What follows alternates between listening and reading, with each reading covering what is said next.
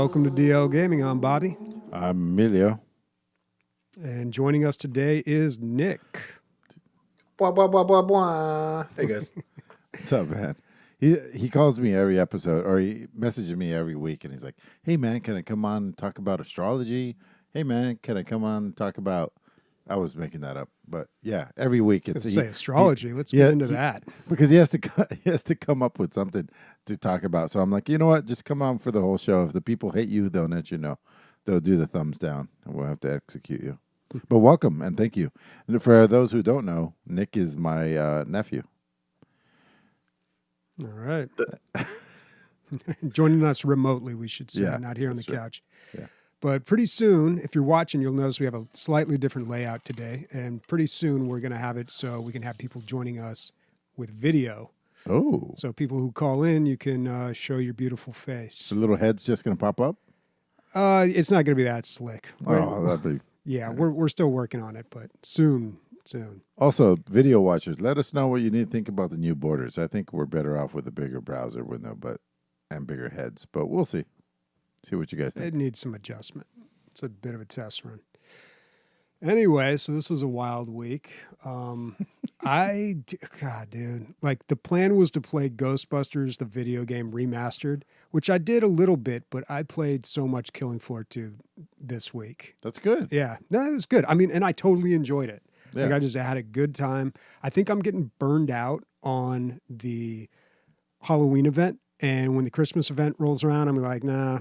Unless it's like something amazing like the Gary Busey Christmas, but I don't know if they can ever top that. But yeah, I've just been having a blast on that. Everybody knows what it is by now, right? Yeah, one thing I will say though, I discovered kind of a new part of this game. I mean, it's Killing Floor 2. It's a wave survival game. It's like nothing super special, but I really enjoy it, and it's got kind of that old school feel to older games. But they have these objective maps, which I've known about but never really played. So I started messing around with those, and they have those are, instead of just surviving the waves, they're go here, defend this area, run over here, switch that, and like there's no end of the wave. They just Same keep maps. coming.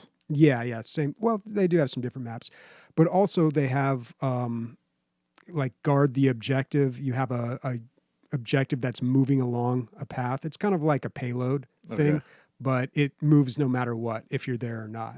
But it can take damage and be destroyed. Kind of like that Deep Rock map we were talking about. Yeah. So it's kind of new checking that out. And some of the maps are really outstanding. I mean, I've played so much of this game and still I'm like discovering some new maps. Dude, it's good to see that all these video games are catching up to TF2 12 years ago or whatever it was. Yeah, what's with all the payload?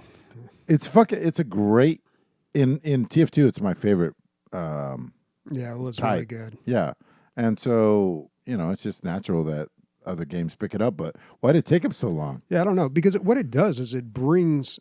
Usually you have like a front line. Like, people run at each other, they kill each other, and there's usually some point in the map where that reaches ahead, like where that's like most intense. But with payload, it's like everybody Always has an objective all to the go time. right there. Yeah. Yeah. And the flanking positions are always changing. Mm-hmm. And yeah, it's just like a moving front. Nick, you ever play Killing Floor 2? I played Killing Floor 2. I played the Payload and TF2. I've also played Payload and Overwatch. And who does it best? The TF2 probably does it best. The original is the best in my opinion. Dude, it's ridiculous. It sounds old, but yeah. Dude, and it's a little broken. I got to say, it's a little broken that it gives you ammo and health, because when you sit a heavy right on top, he never has to let off the fire button. I mean, he could get sniped really easy. Yeah, but TF2 turns into a football game usually. Like, you have to work out a plan. You all rush it. You execute. If it works, great. You broke the line. We're going to end up playing TF2 next week, aren't we? God, that's a great game. It's such a good game. It's so good. I remember saying this back then, or was it PC Gamer? I'm either quoting myself or PC Gamer. Same clout, as far as PC gaming media goes. But I said, I'm pretty sure somebody said TF2 is PC gaming at the time. And yeah, I could see that. And, that's a lofty title to have to, like, shrug off. Well, I mean, it's hanging in there. A lot of people still play this game. Came out in, like, 2007, I want to say. Like it's been around for a very long time, maybe '06. Dude, I saw a meme where I think this is pre-meme. This is like a GIF file where like a spy would spray paint like a sexy anime girl and then backstab people, and it was hilarious. But then I did it, and it 100% works, dude. Like you could do it all day. Yeah, totally. Like here's the trick that I think they got rid of though. They made a spray of what looked like an actual character in the game. So they like spray a spy or engineer. Yeah, and snipers would try to shoot it, and then the spy would sneak up behind him and stab him. Because when you spray it from that far away, it kind of looks like it's actually somebody, except they're not moving. But I mean, TF2 is such a like fast-paced Twitch shooter, so you're really just snapping off on anything you see. People would be spraying doors and like hallways, and people would just walk into the wall. Yeah. Oh man, good sprays stuff. Were fun. Yep. What classes did you guys play when you guys played TF2? Like, what was your thing? Well, if we played together, it was definitely heavy and medic. Heavy and medic. Bobby was a very good medic. Still am. And whoa, dude! And I was just a mediocre heavy, but with a great medic, like you can do some wonders. You're nigh unstoppable. Yeah, if you're on comms with a medic and you're just like got a pocket healer, like you can just Uber and break any line. Like it's and the only problem we would ever have, it wasn't really a problem, but sometimes you feel like, oh, Kritzkrieg is the way to go here. And then as soon as you go Kritzkrieg, it feels like you need an Uber. And then when you play Uber, it feels like you need a Kritzkrieg. Yeah. So, there was always that like dilemma of which one we're going to go. Yeah. And for the most part, I definitely prefer Uber over Kritzkrieg. I'm old school.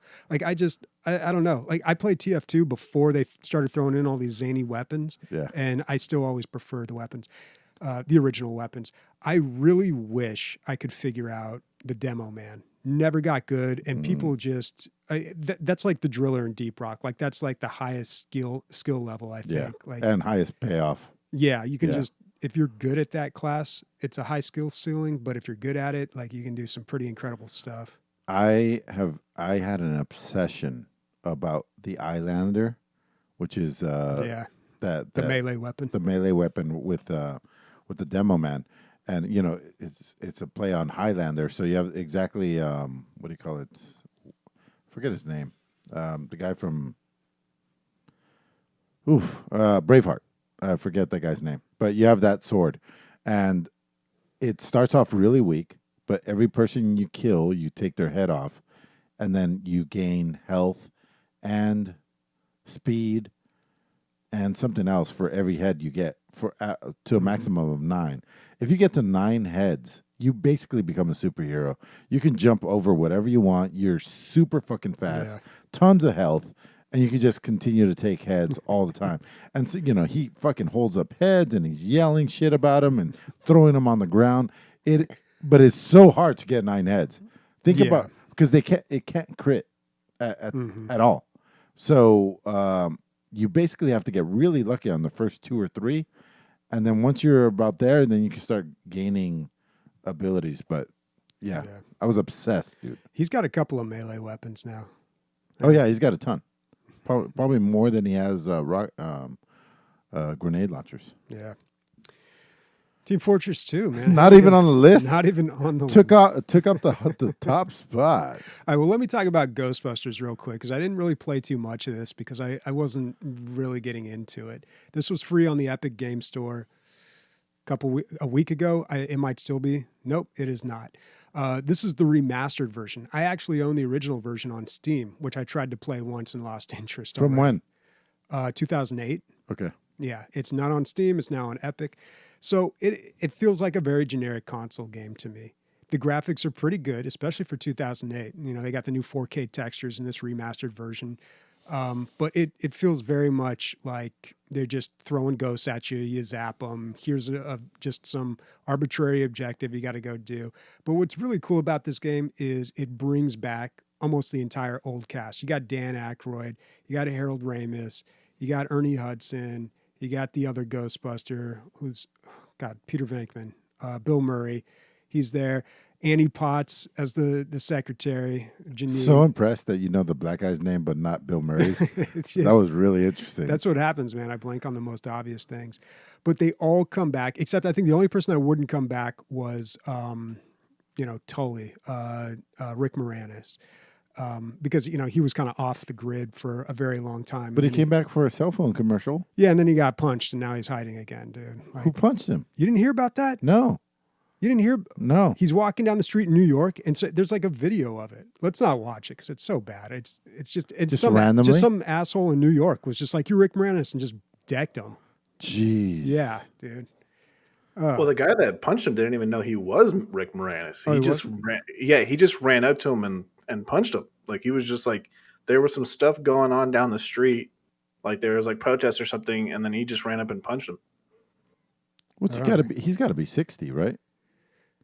Yeah, he's got to be pretty old. Because a punch and then a concrete can, pretty much end a 60-year-old. Yeah. Oh my God, dude, that is unfortunate. And he loves New York too. Just Yeah, not the guy who punched him. Yeah, just not Rick Moranis. Well, yeah. Anyway, that was sad, but We have Michael Cera now. We can get rid of Rick Moranis. I feel like I don't think so.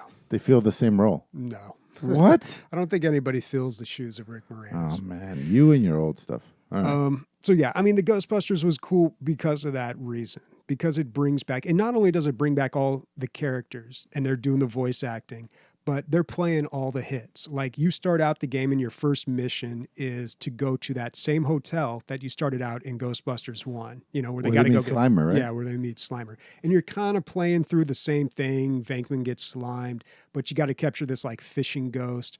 And, the game's not too challenging. It's very like a console game.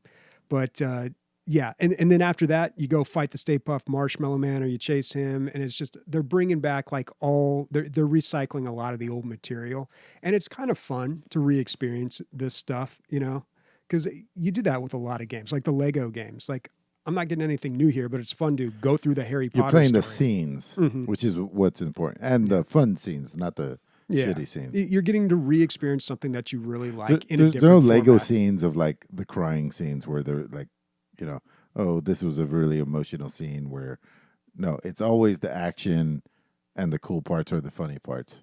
Mm-hmm. Yeah. Do you remember the Lego scene in the Lord of the Rings game where what's his name gets shot with arrows by the orcs? Oh, And like instead of arrows, it's like a banana, but it's still the audio from the movie. that's funny. And they're stuck in his chest? God, Yeah, they're what's his stuck in his name? chest. Like that's in the game. Boromir. Boromir gets shot, and it's like the orc shoots a banana, and it gets stuck in his chest, and he's like, "Ah!" It's like the audio from the movie, so it's so graphic, but it's so sad. Wow. No, they're using arrows. Did you just make up this entire thing, dude? No, watch. He's gonna shoot a banana. Oh, He's shooting a broom now. he keeps pulling. So he pulled out an arrow, and now he just got shot by a broom. I assume he's going to pull that out. Yeah, And let's now get some audio here. The Orakai.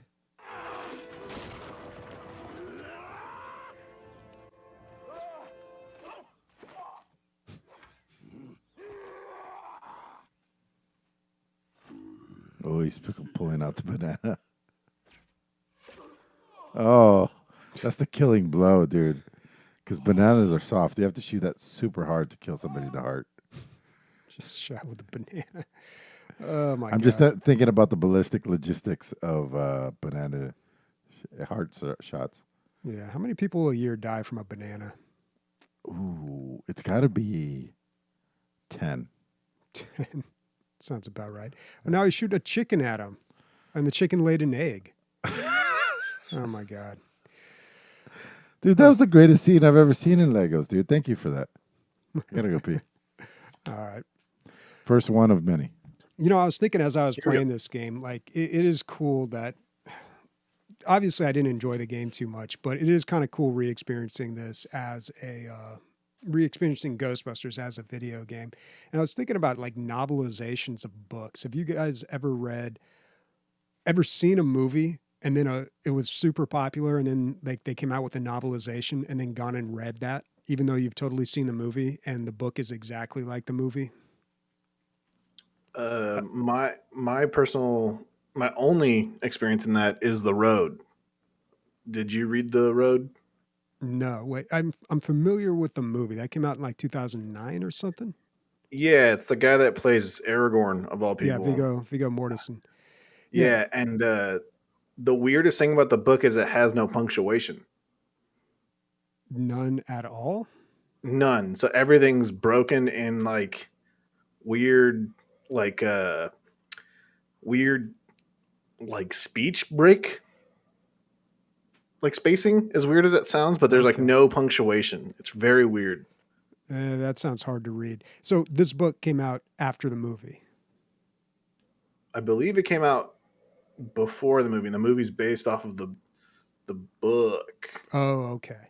All right. Yeah, and that happens a lot. But what I'm talking about is the only example I can think of. Well, Star Wars did this. Like Star Wars, the movie came out, and then there were books written like about A New Hope and Return of the Jedi and The Empire Strikes Back, and I read those, and they're just like any other book, but it's like just the movie in print, you know. And there's That's really dialogue, and you know what else I read was Stargate.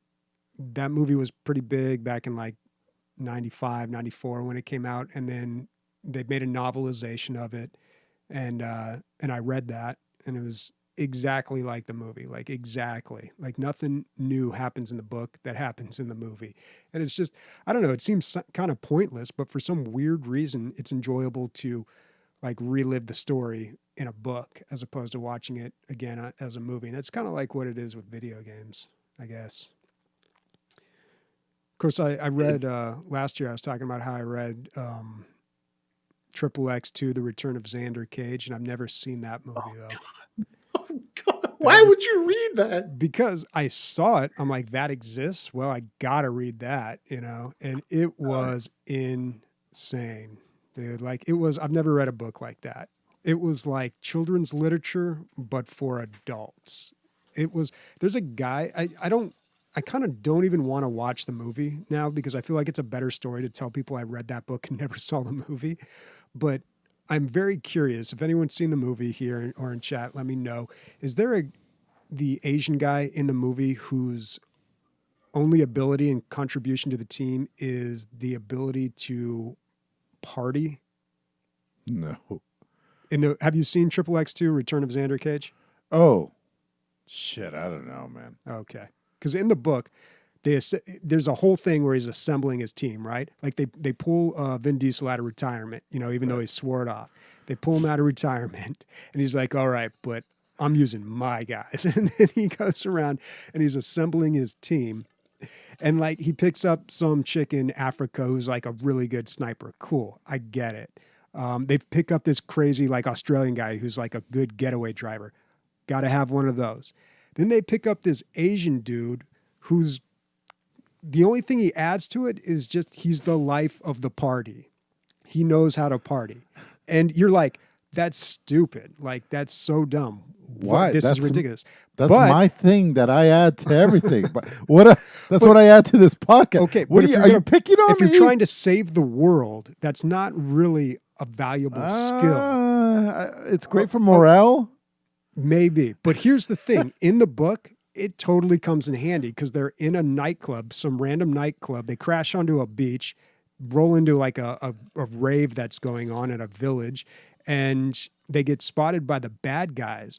So Asian dude, life of the party, gets up on stage, starts emceeing, creates a distraction so that they can move without Boom. being detected. Boom. Yeah. So apparently it was a good call.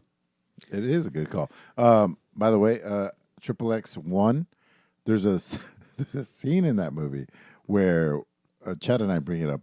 We used to bring it up all the time, where they're in some sort of ice nightclub. Yeah, I remember that. Yeah, and then the guy sits down, and there's just like hot chicks sitting on the other side, and he goes, "Bitches, come!" It's like if it were only that easy, bitches, come. And they all just come over and start warming them up because they're in an ice fucking castle. Yeah, I vaguely remember that. Yeah, we're talking about Vin Diesel again, dude. And if you don't know what we're talking about, fucking go to Vin Diesel fucking Street Sharks, dude. That's all you need to know. Look at that nipple tat. Yeah, it's pretty sexy. I don't know about that. Streak Sharks, Vin Diesel. Okay. All right. All right. You look like you got a lot to talk about. It's not a lot, but let's get into it. Let's talk about some stuff that's going to come out this month. Godfall is going to come out. It is a game by Gearbox Studios, and it's a slasher looter. So we've come full circle, Bobby, is what we've done. So somebody took Diablo and put it into a shooter that was first person, and that was Borderlands, right? And then we had the looter shooters, which is basically what Borderlands is, and that kind of blew up.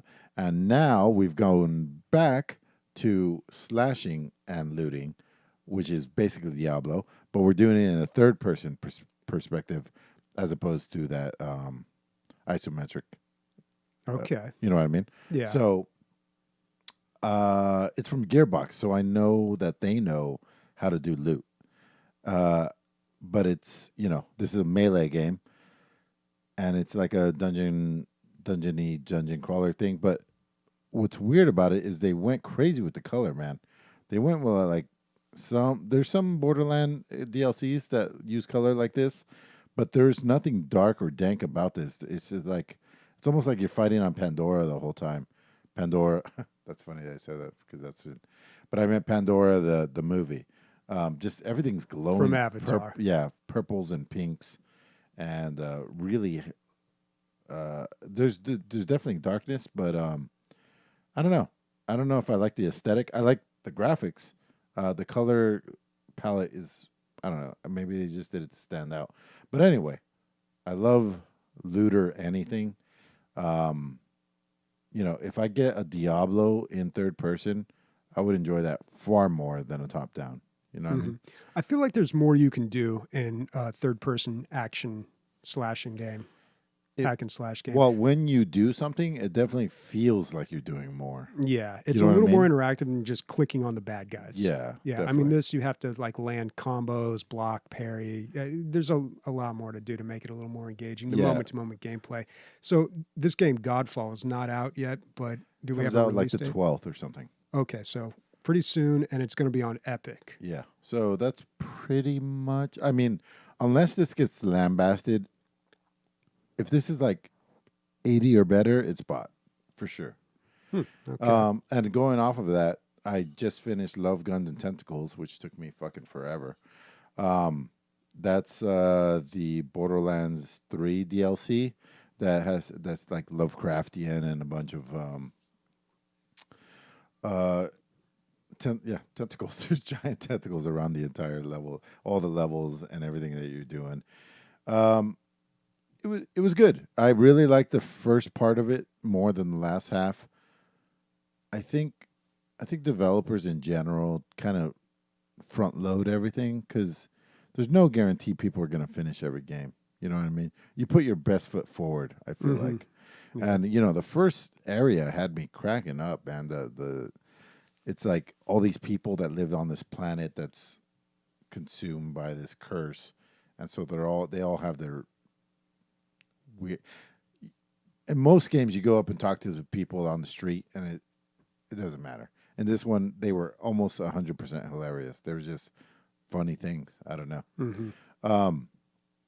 And then it just kind of trails off and goes into old Borderlands stuff, which is fun because it's all new aesthetics,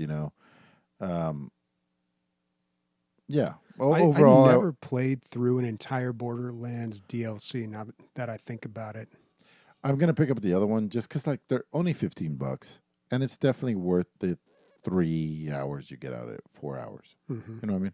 At the end of the day, and I like this one. I forgot how recent Guns, Love, and Tentacles were. March 26th. I believe there's been 2 since then, dude. They're really cranking. For sure, it out. there've been 1. That sounds about right for Gearbox. So it's cranking out that DLC. Nick, where you at on Borderlands games?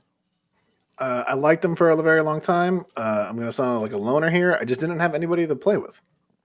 Aw, we've always been here from day one, dude. DLG started right about when you got your first pube. Oh yeah, no, definitely. That's when it started. We No, have a lot I of like people them a playing this lot. game. I just feel like there's a moment. I feel My one complaint about the game, because I love the aesthetic, I love the world, I love the world building. My one problem with it is that the difficulty spikes are very odd. It's almost like I compare it to a set of stairs, where it's like plateau, extremely hard, plateau, extremely hard, plateau, and it just keeps doing that.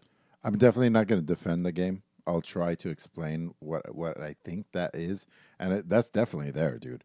You'll play for an hour, 2 hours, not even close to death, and then all of a sudden you can't beat the boss for several attempts. I think that's how they get the grindiness. You know, they build in the grindiness. They want you to go play that last level over until you get that orange legendary gun that's gonna kill the boss or whatever. But yeah, it's just one of those mechanics that makes you go back. Or maybe you got lucky and got that orange gun on the way there and you kill him on the first shot. That happens too. But yeah, I don't know. I have a special place in my heart for Borderlands game. I love them. Even if they're bad, I like them. Think we're getting a Borderlands 4 anytime soon? No, I don't think so. They're making a lot of money off of this still. What else is coming out? Oh no, this is out. It's called Superliminal. Bobby, I think you saw this, right? That puzzle game. Yeah, this was posted in Discord. Yeah. So it's a game that uses forced perspective a lot, and so you pick up things and get behind them, and it's all about your perspective and how they fit into the background, and how that affects their size as well. I remember playing Senua's Sacrifice. There was a puzzle that had to do with this, where you had to like line up the posts just right, so it's had the right Viking rune written between the trees. And I thought that was really inventive. I didn't think that somebody was going to make an entire game out of it. But you know, if you make it clever enough and interesting enough, yeah, I believe that you could pull a game off like this. Yeah, the trailer's really good. Yeah, I like the look of it. I mean, I like puzzle games in general. This is 1823 Canadian. It's on sale right now for 20% off. So $14.99. Is this the game where you can pull like a chess piece backwards and it gets bigger and stuff like that? Is that the game? Yeah, basically, yeah. That's in the video. So you look at, there's like a sculpture in the background and a sculpture in the foreground, and the sculpture in the background is huge. But then if you look at them together, it's a chess piece, and then you just pick it up because it fits in your hand. It's a trip. The whole thing's a trip. Hopefully it says very positive. What's the percentage? 93%. People are enjoying this. it's out of 1,000 people. Yeah, Bobby, I was gonna buy you this and send it to you, and then I saw it was $14.99. I said, he is not worth it. It is a little like $14.99 is a little on the high end. I'm Just a trying to little think. bit. Yeah, just a little bit. Yeah. I think I'll buy it for Leslie, because Leslie has this this gameplay, just like almost not even system, like style, where she's just like, she immediately knows if she's gonna like a game or not, and puzzle games are her thing. But the thing that she played at probably the most is Breath of the Wild, but this will probably get her going for a while as well. And you know what? If she doesn't like it, dude, you go if it's under 2 hours, you can return it. Nick, are you drinking with me or am I drinking alone over here? I can drink if you want. Yeah, go grab take a shot, catch up. All right, I'm gonna get a beer. Buffalo Trace. I'll be right back. If All I had video, right. I'd show proof. I love Buffalo Trace. So Hades is the only video game that I played this week. It's almost the only entertainment that I was entertained with this week. I just want to talk about a little bit that Minnie beat it really quick, and I feel like he didn't. That he fucked up by beating it so fast, because like I'm unearthing things that every run you get a little bit, but every once in a while you get a lot, and I'm starting to see. So the whole idea is you're this character and you want to get out of Hades, and you're Hades' son, and all the gods of Olympus want you to come join them, and you die over and over trying to get out of Hades, because Hades is built as a prison and you're not supposed to get out of there. So they give you boons, and those are like your buffs, and each one, like Thor is AOE damage, or Aphrodite is you weaken them so they get less strong and take more damage, and so on and so on. Zeus is lightning damage, and it goes on and on. But now I'm starting to experience combo boons where like you go into a room and when you go in, Poseidon and Aphrodite have a whole conversation about your progress and what's going on. And then you get a sense of what their relationship is like from that little cartoon or whatever.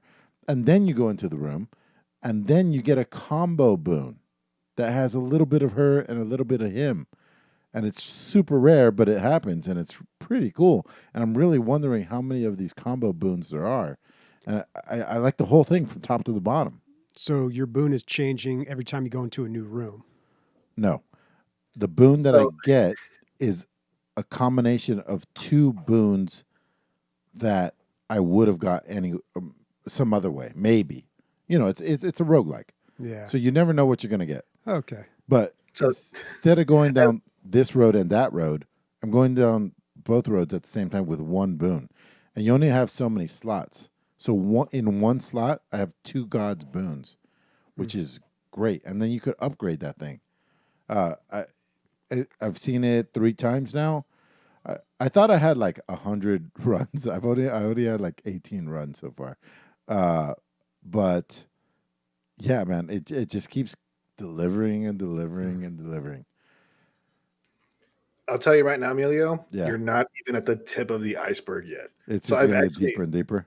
Have you beat it? I beat the game. Yeah. I got the true ending, everything. Do you know what the god's blood is used for? No, I keep seeing like Or Titan's blood? yeah. There's hints. I think it's to upgrade the weapons that you have, right? So check this out. Not only do you have boons, right? But each weapon has a sub weapon. So for example, there's the like fists of Lucifer. Yeah, right. And so each weapon has 4 aspects, and you use Titan's blood to activate that aspect, and which can completely transform the weapon. Like it makes the shield. One of them is it makes the shield into a shield and bow and arrow and stuff like that. So like it gets crazier. Damn. And so then are you enjoying the replay as much as the original playthrough? No. I'm gonna if you say yes or no, I'm gonna say no. And the Right. reason being is that it doesn't have that Binding of Isaac level of replayability Yeah. where you can be like, you know what? I just want to play a round of Binding of Isaac. Right. I think, and the thing that makes it so unique is that Binding of Isaac's story is told through pictures, while the Hades story is told through audio and video. Like very well done. Very, Audio, very video. well done. But once you get that final ending, you're like, oh shit! Like, all right, cool. Like, I'm done. Like, Yeah, right. of course, there's more to see and more to say. But you're like, I did the thing. Like, I finished. Why am I going to play some more? In Binding of Isaac, you never really get that satisfaction, I feel like. And also, each run is so fun and so random. Right? Yeah, you're like, I want to throw mom's knife into Pin, and you know, Kill I him want to in one get. shot. Yeah, it's just Binding of Isaac obviously is more carefree, but Hades, I really like the story, and that's the main difference between the two. That the replayability from Binding of Isaac is that you just want to have fun and stuff, while the main reason why you play Hades is because of the story. Yeah. Which is not, neither one is worse. I feel like those No. are both good reasons to play a game. Definitely, that's why I love both. What are you drinking over there? Trace? Yeah, Buffalo Trace. There's a shortage in the South, and so I went to a different There's a liquor store. shortage that of I whiskey normally in go the to. South? Huh? There's a shortage of whiskey in the South? Shortage of Buffalo Trace specifically in Oh. the South. And it's 2 bottle limit per customer. Ooh. Yeah. No good. Only 2 bottles, huh? Nick, talk about something you have on your list because I got to pee again. It's almost like I think I'm a drug addict. I got to go do bumps in the bathroom. Bobby, you strike me as a person that has possibly listened to System of a Down when you were younger. Oh yeah, when I was younger, I didn't know they were Have still you around doing their thing. have you heard that there's new songs for the first time in 15 years? No, I have not. Um, so they released two new songs, and it's in regards to uh, the current geopolitical actions of Azerbaijan against Armenia. If you don't know, every member of System of a Down is from Armenia, Hmm. and I can get into the whole geopolitical conflict of what's going on there. But they made two new songs. I believe one of them is called. Here, I got it right here on Spotify. System of a Down. One's called Protect the Land, and the other one's called Genocidal Humanoids. And they're both, like I said, about what's going on between Azerbaijan and Armenia. I don't know if you know what has occurred. Azerbaijan has launched missiles, mortars, and has dropped bombs from aircraft into Armenian civilian locations. And Armenia agreed to a ceasefire that was proposed by Azerbaijan. However, Azerbaijan also accepted, apparently. However, they continue to shell and rocket the locations. But the main thing that is the problem is this area called the Nagorno Karabakh, which is like this little valley where this small indigenous, not indigenous, but local group of people that are culturally Armenian. The Azerbaijanis believe that that part of the country of Armenia is theirs, and that is why they're currently launching missiles, bombing, and shelling Armenia. And so it's all a hodgepodge of, do you believe what is right? Do people think it's a religious war? And Hmm. it's so System of a Down broke a 15-year hiatus just to make two new songs about what's going on. I thought we were having a PC gaming podcast where I come back to geopolitical warfare and no, dude, I listened to one of these songs and, just because I was like, oh, it's been a while since I heard "Wake Up, Wake Up," but yeah, they're getting way more political. The guy is Armenian, isn't he? The main dude. Not the guy, all four guys. Oh, they're all Armenia.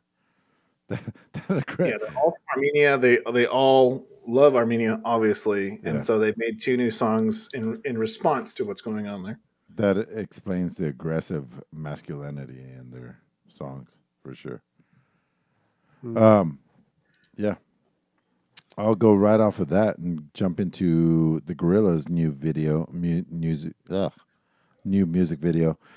It's called The song is called "Valley of the Pagans," and it's completely shot in GTA 5. So it's I thought they were gonna like spice it up much. No, it's just pretty much just GTA 5. But when they call your like friends call you and give you missions on your cell phone on the bottom right corner, Yeah. it's them singing basically. That's all they cut in, so it's very low budget. But the What? song is fucking super dope. Like when I was like, Bobby, because he always doing show notes while he was in here doing actual technical work. And I was like, hey, Bobby, are you ready? I couldn't hear anything. I'm jamming out to the song. The song is great, I thought. And I think they could have done a little bit more with it, but visually. But, it's cool that you're shooting a video game. Well, it looks like they've put the characters in there, not just in the cell phone, but they're driving a car around. Yeah. But most of it, I mean, it looks great right there. I mean, dude, honestly, the Gorillaz videos have never really been that. I mean, they're all animated, but right. they weren't that crazy to begin with. Yeah. They- but at least the whole world is anime. I don't know, dude. It's because maybe I've seen 40 hours of this already. You know what I mean? Like it's right out of the game. Mm-hmm. Most of it. Yeah, I mean, they're doing some angles and yeah, I don't know. I have to watch the whole thing.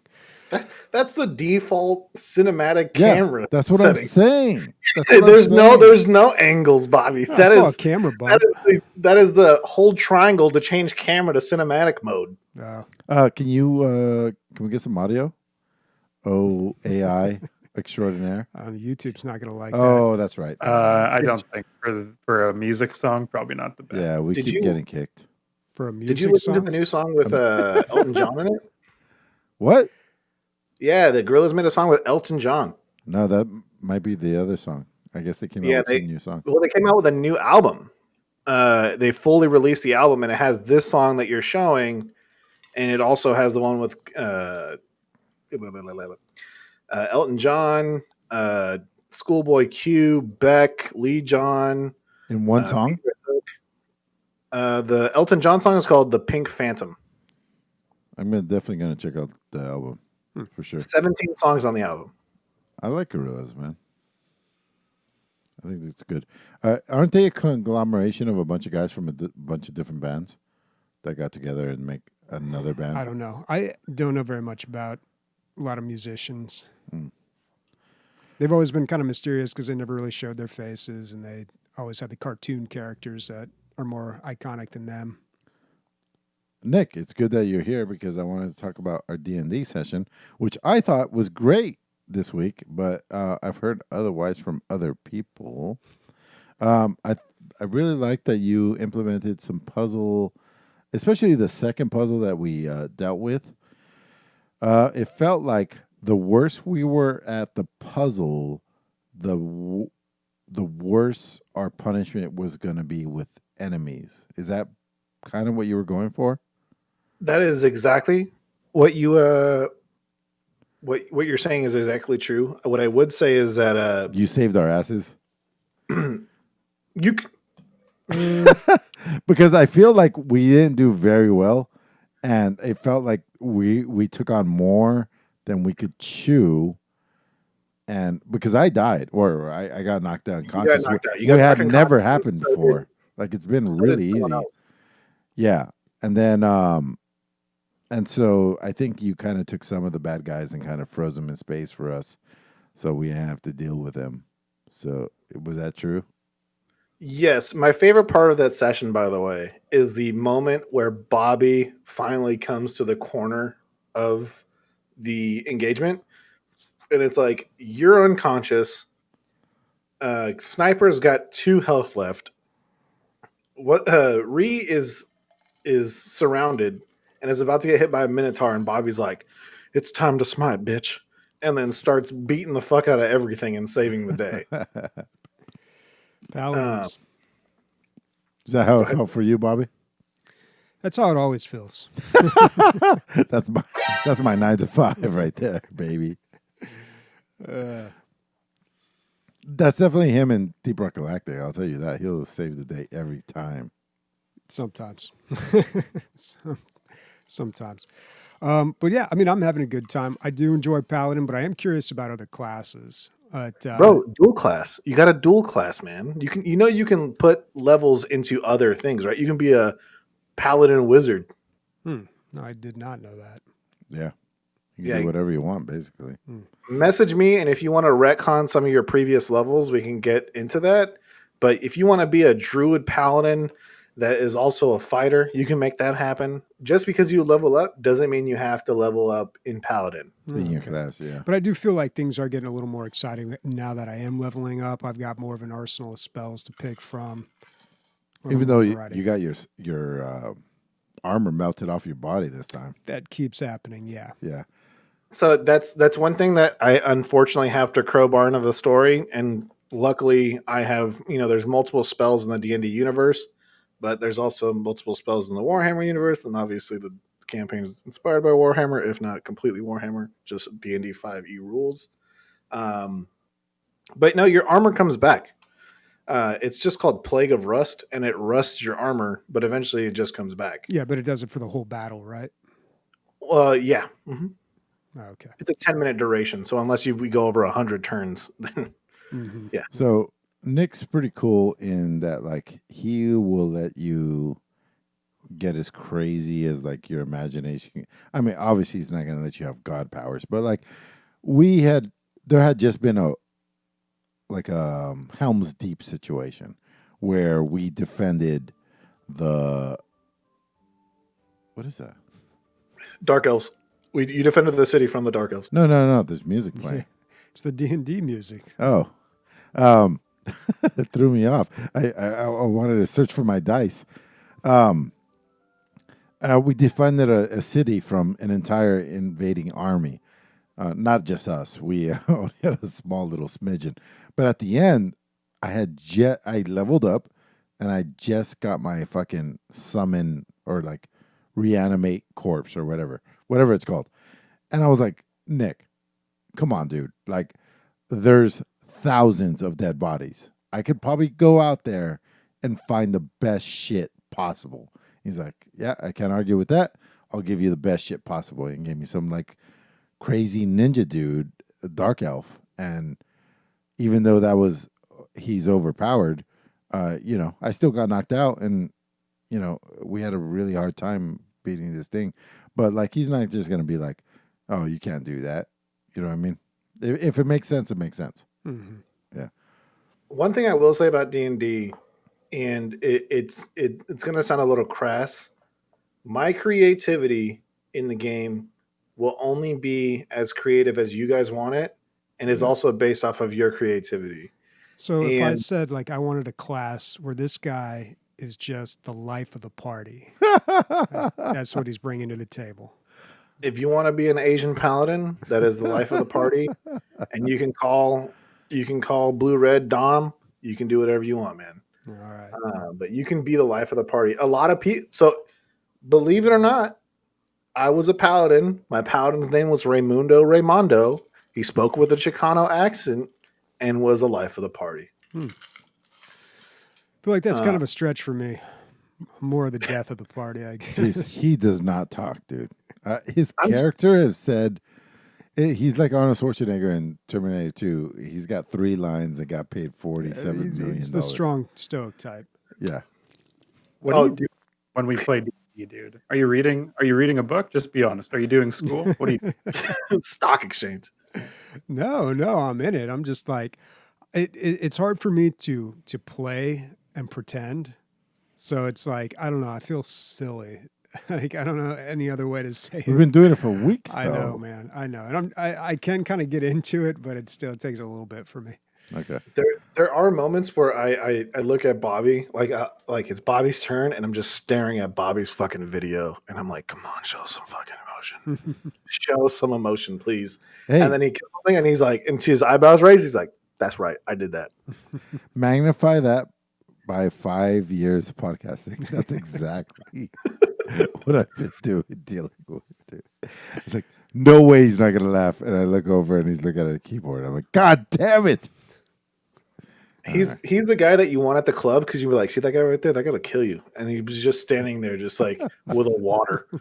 And you're like, oh man, I don't want to mess with that guy. Why is he drinking water at a club? That's Never trust those people. That's unconstitutional. Hasn't blinked in 45 seconds. Smells like Soylent Green. Oh man. I have a lot of shit on my list apparently. Yeah. I finished Horus Rising. Thank you, Bobby, or thank you, Nick, for recommending that start off point.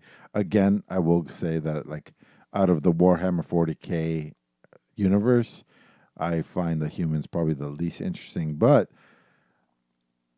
when you're reading this kind of book, you're like, oh, maybe 40,000 years in the future, this is what it's going to be like. Or no, not that. It's possible that this is one of the many possibilities. Like maybe humans just become this warfaring race that are puritanical. Maybe we become a warfaring race. Yeah. All right. Well, yeah. But on a global, galactic scale. Oh, okay. Yeah. All together. And we start using genetics to make ourselves even greater versions of ourselves. And you're like, I don't know how to explain it. it's a great story. You know, one might say that this is great for like teenage reading because it's not very dense. It sticks to the story, and there's not a whole lot of like. There's a lot tons of depth. Okay, but not a Because- lot of big words. Like it's not difficult to read. No, not that. Jeez. It's almost like a comic book novel where like it's entertainment stuff the entire time almost. You know what I mean? Yeah. Yeah, it gets into some deep things and philosophical things and some technical things. Not too much, but like this book was made for entertainment, and God damn it, I was entertained. You know what I mean? And so much, and then it ends off in like not even a cliffhanger. It's just kind of like, and then you're like, and then music starts playing. I was like, what the fuck? And then you just start the next book, and I don't know. It wasn't a cliffhanger. That wouldn't be the right word. It was just an abrupt ending. It's just like a to be continued. Yeah, I guess so. That's weird. And so I started the second book, so I read Horus Rising. That's the first one, and I believe the next one is False Gods. So I'm getting into that, and yeah, I'm digging the universe, and I'm digging what these dudes are doing. Maybe not why they're doing it, but I get it, and yeah, it's good. I'm going to continue it. So thank you, Nick, for that. So before we get to the Nick Power Hour of 40K, I just have No, we're not. That is not happening. That is- no, of course we not. don't have a scheduled time slot for that. I do have one question, because it's been a while since I've read Horus Rising. Do they mention Magnus at all in that one? Magnus the Red? Like they mention him only as one of the sons. He's one of the sons of Horus. I mean, of the Emperor, right? Yes. When you Yeah. get to his book, we're gonna have a little chat. All right, sounds good. Do you understand why humanity is what it is in that future? Like, has any inkling of information been revealed to you? Why, for example, they hate aliens? Why they worship the emperor as a god? Why? No, none of that has been revealed. But it makes So- sense. Some of it, but no. Yeah. So unfortunately, in the Horus books, they don't explain too much of it. A lot of it's from like the comics and some other source material. What I will say is that 10,000 years before, or 15,000 years before this time period, there was a giant war with AI, which killed 95% of human existence. Oh, so that's why it was like pure human stuff.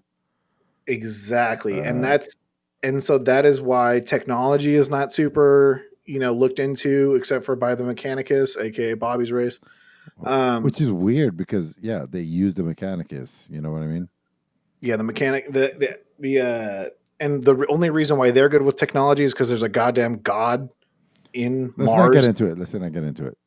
Yeah, no, of course. We'll circle back once I read or I listen to that stuff. What I will say that's on my list that'll connect with that though is, are you excited for Darktide? What is Darktide? So you know what Vermintide is, right? Yeah. I'm pretty sure Bobby knows what Vermintide is as well, right? You played it. Oh yeah. So Darktide is being released this year. It says 2021. Yes. Or next year, sorry, 2021. And it is Vermintide, but set in 40K. Ooh. We talked about this, didn't we? It's the human race, but it's a specific subset of the humans. Yeah, you're the Astra Militarum, so you're Emilio's favorite humans. You're like the normal ass fucking bootsy dude. Oh yeah. I remember. And a little bit more info came out about it. You're facing the forces of chaos. There's going to be DLCs for other races, but essentially, from what people have said, as far as like from the development group, the game is going to be super close to Vermintide and like Left 4 Dead and stuff, but essentially it's just going to have a Warhammer 40K skin on it. And the idea is, if it ain't broke, don't fix it. Mm-hmm. For the record, Emilio went to pee for the third time. Those Oh, I saw. I saw. everyone counting at home. I know. I'm talking to our listeners. I need a sound effect for that because he's not even announcing it anymore, and people don't know. So like, I Just need a like a toilet whiz flushing. sound effect. I'll try to find one. Okay. You got to get the Shaggy run from Scooby Doo. You know the. You know the. Yeah, because that's kind of how he leaves the room. But this game is being made by Fat Shark, and they did the Vermintide games. They did the War of the Roses. They did, oh God, some other games that I was a fan of. But I like them as a developer. Like they've had some games that I've really enjoyed. When this game comes out, Bobby, we're gonna replace all of our D&D sessions with this game. With this game, It's gonna be me, you, Sniper, and Emilio, and we're just gonna play this game until we beat it, and then we'll resume D&D. sounds fun. I wish I liked the other one more. What was the other Warhammer 40K game that was like Left 4 Dead? You played as the humans. Man, Space Hulk. Yeah, Space Hulk. Something. Deathwing. Yeah, Deathwing. Yeah. So the chapter's called Deathwing.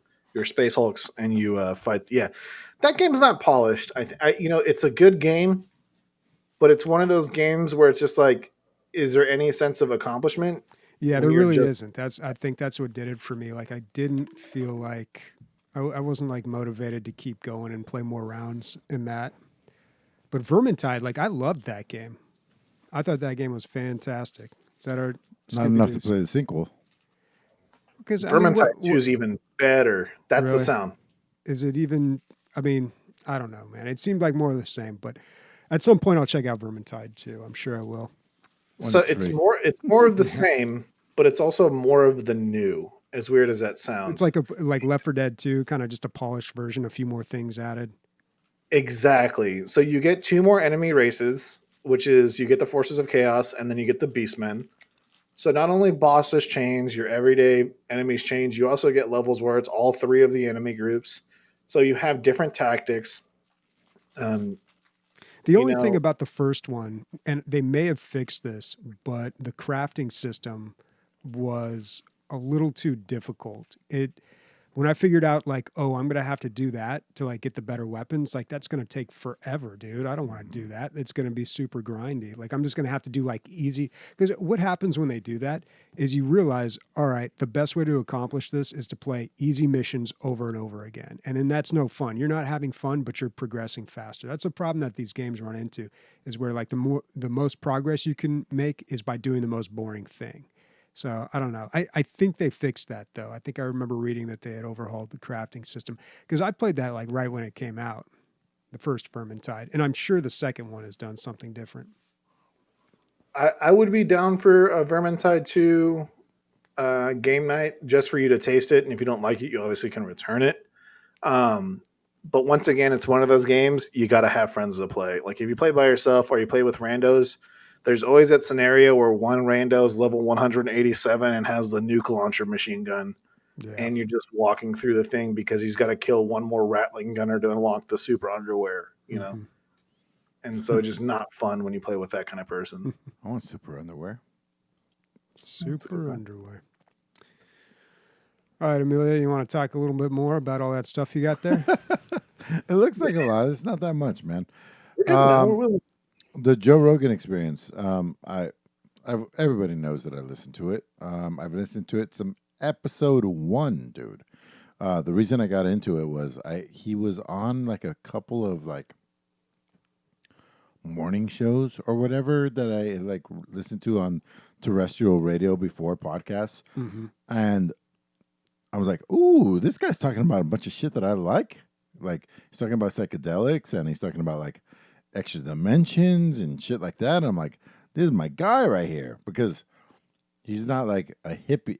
It's almost like he's the opposite. He's like a meathead workout dude that's a hippie. It's almost like he's a contradiction.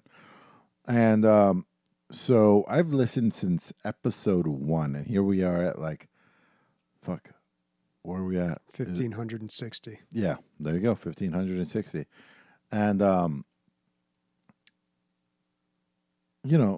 there's been some like dips, and it's gotten good and bad and all this stuff. And I stopped listening to every episode a long time ago. Once I realized, I was like, oh, I'm only going to listen to things I can learn something from, because I literally know everything Joe's going to say before he says it. And that's not a fault because of him. I've listened to his voice for thousands of hours. I know all of his opinions, except for the ones that have changed, and he has changed his opinions on some things over the years. But like, I don't need to I don't need to listen to him talk to buddies, because they're just gonna shoot the shit, and like, I know exactly how it's gonna go. And that was really brought to light one time when I was like, dude, to my a coworker that was in my truck with me, you should listen to Joe Rogan. I'm gonna put it on. And then I was pausing it and like explaining to him why he was saying things. And then as soon as I unpause it, Rogan would explain why he was saying things. And he's like, dude, like, you know, why he's saying it.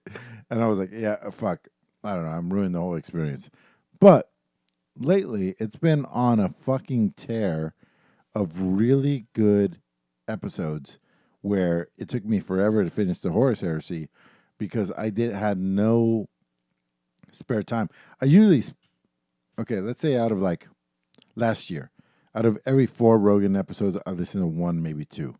Just, you know, interesting topics or whatever it is. Mm-hmm. I am like, okay, so Mike Baker. I put this list on here for a reason. Mike Baker is the former head of the CIA. Interesting. Steve Ranella, he's a hunter. He's one of my favorite guests. He's been on like 8 times. He's a good guy. Tristan Harris, that's the guy from the Social Dilemma. Yep. Yep. And so he goes on there. You know, it's a 3-hour podcast, so he goes into more in depth about the whole same thing. Gad Saad, he's another one of my favorite guests. He is a evolutionary psychologist. So, you know, throughout the ages of evolution, what were the contributing factors to mental state and why that is? And, you know, really interesting early on. And now he's just like a really good guy to listen to. Glenn Greenwald is like a really left-leaning reporter. And, you know, recently, Joe has been leaning more right when he originally started off way left. So it's interesting to have another left guy on there. And then we have Alex Jones and Tim Dillon. That was during election night to see who was going to win. Obviously, we didn't have a winner then. We do now. But was that what that one is? No, that's just Alex Jones and Tim Dillon. Yeah. So that was 2 days before the election. Yeah. And then it was Joe, Tim Dillon, and that political guy, the guy that almost called the race exactly. Yeah. Off by 1 point, dude. 1 point, yeah. Wait, what do you mean 1 point? Like 1 electoral vote? Or yeah, 1 electoral vote. Is that possible? Well, I guess it is. Yeah. He called it like down to the number. Kanye West is a giant guy. Matthew McConaughey. Maynard James Keenan. He's a guy from Tool. He's the main singer for Tool. I skipped him just because I've heard him a few times. Wow. I fucked up. Dude, that guy's my hero. Not really, but he's the lead singer of my favorite band. He's one of those kind of people that is kind of like Joe, where they make fun of someone if they like him. No, I've listened. He's been on 4 times. This is the 4th time. So I skipped that. But to go this many times in a row, like, I don't think it has anything to do with the Spotify deal. It might just be a good run. I thought these were all very good. Anyway. I do have a listener question for you, though, because not only am I a guest, but I'm also a listener. Sure. I have 2 questions about the Joe Rogan Experience for you. Who is your guest that if you see that's going to be on the show, you're like instantly got to listen to it? Probably like an astrophysicist. Probably like who's a black guy? Yeah, Neil. I like Neil, but I feel like he dumbs things down a little too much for the common man. Who's the British guy? I like him a lot too. Anyway, Ooh, astrophysicists, like if I see anything in astrophysiology, I almost jump on it immediately. what about Eric and Brett Weinstein? Yeah, Or dude. Well, so Eric, good. I forget which is which, but the one that's way scientific, either he's too smart for me or he's pretending to be too smart. I can't tell, but I think he's too smart for me to Joe understand what wants he's saying. both to be on the show at the same time. Yeah, that's gonna be a good episode. And then the other question. Sorry, Bobby, because I know you don't have a horse in this race. But if you had to choose somebody that hasn't been on the show that you'd like to see on the show, who would it be? Oh, probably like a Trump. A Trump would be great. Trump could not sit there for 8 hours or for 3 hours. That's the thing about Joe Rogan is that his formula or his key statement or like his first testament is that if after 3 hours Everybody breaks down. everybody breaks down, and it's not 3 hours with Trump. Even if you're a fake person, Yeah, your fakeness is going to break down after 45 minutes, an hour. Yeah.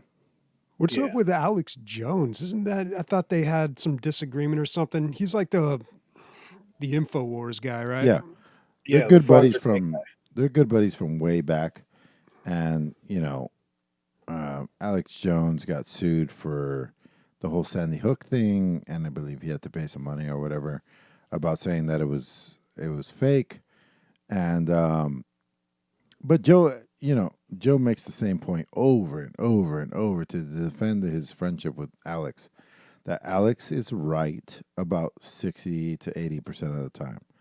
Like, he's a conspiracy theory guy, but then after 3 or 4 years of this crazy shit he's talking about, then almost everything's substantiated. It sounds crazy at the time, especially the way he says it, because he's such a like a, rah, rah, rah, rah, like, oh my God, these guys are doing this and that, and it sounds crazy when he's saying it, and then 2 or 3 years pass, and then almost all of it comes to light, which is, it's nuts. It's nuts that that's true, but it is true. Like, they go through it, especially this last episode. Every single thing that that he said, Joe over and over, dude. Like, it was almost a bad podcast because of it. They were like, "All right, stop right there. Stop talking. Stop talking. Let's substantiate what you just said." And then Jamie would fucking look it up, and then they would substantiate it, and over and over and over and over, it was right. And it's fucking crazy because the way he says things sounds so crazy and bombastic. Well, what is he saying? Listen that to that. there's for example, there's a globalist elite that want to control the human race to the point where we become symbiotic with AI and machines and want to restrict human freedom. That is That's one his of the things. main thing that he's pushing over and over. And I roll my eyes every time I hear it. But the little stories under that point towards that, he brings up and are substantiated. So it's interesting, at the very least. Okay, but not Sandy Hook. I guess he wasn't right about that one. So the reason why he got in trouble with Sandy Hook, and this is something that I love looking into, not Sandy Hook or Alex Jones, is finding out the real reasons or the litigation behind what he gets in trouble for. So there's two main tenets of why he got sued. He called for violence against the parents of the children that unfortunately passed away. Okay. The second bigger issue is that he convinced his audience, as well as he himself, released personal information and identifying information of those parents of those children that passed away. And that's a big no-no in the United States of America and a lot of countries, is you can't release where people live, where people work, where people's phone numbers and stuff like that. Like, these people had people outside of these families had people outside of their houses with Alex Jones flags and like are shouting at these people that you're a government conspiracy, you're a globalist, you're a lizard, all this stuff. You should be ashamed. He's You're doing anti-lizard, dude. Yeah, I don't know, dude. Everything I hear about this guy is just like not good, and it just concerns me that he's given such a large platform on this show. And you know, It's not as bad as you think. Like if you listen to this episode, you'll be like, he's encouraging people to like go to the victims, like people who had their kids killed in a school, and like harass them. I mean, that sounds It's pretty fucking bad. It's pretty dude. bad, dude. It's Yeah. pretty. that specifically. Okay, that's alone is like bad enough, dude. I don't give it. Like if anybody did that, I'd be like, dude, I literally don't care anything else that you say. Like that, you kind of blew it. But he's also uncovered crazy conspiracies here's the way thing, ahead dude. of time. This is kind of my thought, and I don't know enough about this to really argue it, but like Dwight is saying in chat here, he makes like 100 million predictions and then circles or bullseyes the 3 that come true. Like it's pretty. This is like the biggest grift in the universe. Is like if you're like a fortune teller or something, like cold reading and like all that shit. It's not hard to make it sound like you know what you're talking about as far as predictions. Like go. Nostradamus just never stopped talking, and eventually, Yeah, I mean that we don't know, but I mean like a lot of people do that. They just spit off a whole bunch of shit, and then when something comes true, everybody believes them. You know, it's just. Here's the thing, Bobby. Like I know where you're coming from, right? And I know where Emilio's coming from. I'm not an Alex Jones fan. No. I don't. I think like that. when he's on the Rogan podcast. Well, didn't he 'cause get he's caught up in interesting. some scam too? Like his business was like, it was basically he was like trying to make money by shysting a bunch of people or like selling like. Supplements. Yeah. The supplement thing. Yeah, that thing. I don't remember that. This guy's bad. Like he's all bad. Just and listen it's to so this disappointing episode. that he's continually on. Listen to this episode and say what. I don't know, dude. I'm like tired of giving people like this a time of day, dude. Like I know that sounds like ignorant, like to not hear somebody out, but it's just like, come on, dude. Like we got to stop giving people like this a platform. But if he wasn't there, a lot of things wouldn't come to light that should come to light. Like what? So, Bobby, I got an example. I don't have for this. specifics. I have an example for this. Okay. So Epstein, right? Happened last year. Epstein didn't kill himself. Blah blah blah. Right? Mm-hmm. He revealed the Epstein underage Secret Island. secret connections, islands, the people that he was involved in with. I believe like 9 years ago or like 10 years ago, and Way before anyone else, and nobody listened to him.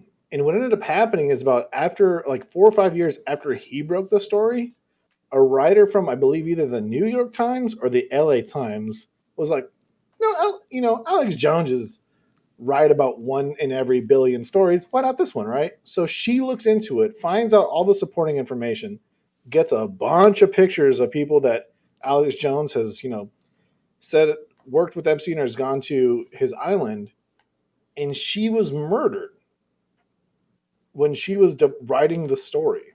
And so the reason, like, Bobby, I understand you not wanting to give this guy the time of day, and I understand that sentiment, and I have that sentiment as well. But when he like unveils these crazy conspiracy theories that are actually true, I'm like, fuck, dude, like, do you believe the crazy homeless guy smoking a crack pipe that is right about the fire down the street, or do you just keep walking and eventually burn? You almost need. It's almost like you need a guy on the fringe to bring in fringe secret stuff into the. Mm-hmm. He's almost somewhere in between. You know what I mean? Yeah, but had people listened to him about Epstein 10 years ago, way less fucking statutory rape would have happened. Yeah, maybe. I don't know. Maybe he was right on that thing, but also it's really tricky because things are not black and white. People are not right or wrong. A lot of times what people are doing is they're taking something that's true and they're using it for their own purpose. So, I question his motivations in a lot of these things. It's easy. Like, I think a lot of people think like these crazy people in power, they're orchestrating things, they're pulling the strings. But I think what's actually happening is they're just looking at the world and the chaos in it, and then they're just spinning it. They're just saying, how can I use That's this Rogan's for my advantage? take on things. Yeah. Like, How can I use this crazy thing for my advantage? We're getting really close to becoming a political podcast. Let's keep moving I would say before we get into the Joe Rogan Power Hour, like the Emilio Joe Rogan Power Hour, like the Nick 40K Power Hour, I just have one last statement about Alex Jones. Is I have pity for him, and the reason why I have pity for him is that he said something that nobody took a look into, and is the reason why he's crazy. He grew up in a super abusive household where his father and grandfather were extreme conspiracy theorists. Yeah, I And remember they that. shaped his future and his craziness by every day just spouting off insane stuff. And that's why he's crazy. Yeah. But they also had connections that he started using, and that's how he started getting connections. Yeah. It's crazy. And We should also move to the next topic. at the end, he said he's going to retire because he's going to kill himself if he keeps doing this. Like he needs to relax. He's obsessed with unearthing the truth, and I really do believe that he thinks he's unearthing the truth. But anyway, Mass Effect Legendary Edition has been officially announced. Bobby, what do you think about this? So all they've really said is that high res textures and 4K resolution, which is like in the PC Gamer article that I read, it was like you can get that through mods right now if you wanted to. Like that's not that much, but usually when you do a giant overhaul like this, you get a little Easter egg here and there, a little side mission that maybe didn't get full fleshed out, stuff like that. Is this something you're going to be playing, Bob? I don't know, man. So when I played Mass Effect, I played 1, 2, and 3 all the way through back to back over a summer. And it was a great experience. It was like probably the best experience you could have with Mass Effect. Really quick though, Mhm. had you already played like 1 and 2 separately? No, I'd never played them before. Oh, So That's the way to do it. yeah, it was great, man. And like, I can't imagine having a better experience than that. I can't imagine going back, even though it's remastered, it's probably got better graphics, a few more things added, bells and whistles, whatever. Like going back and having that any three- better of an experience. 3 years ago you did that? Maybe like 5. Yeah. It was like right around the time when we started the podcast. Yeah. It was probably like 2015, 2014. It was a while ago. But yeah, I don't know. For that reason, I mean, I'm probably going to pass on this. Just because like I've been there, I've done it all. What would I it had a take? great What time. would have to be on the back of the box for you to be like, ooh, I don't know. nude mod? See, that's the other thing too. Like I played Mass Effect 1, 2, and 3 pretty far after they had come out and peaked in popularity. So I wasn't really part of that whole, like The I didn't wave. experience when everyone else was.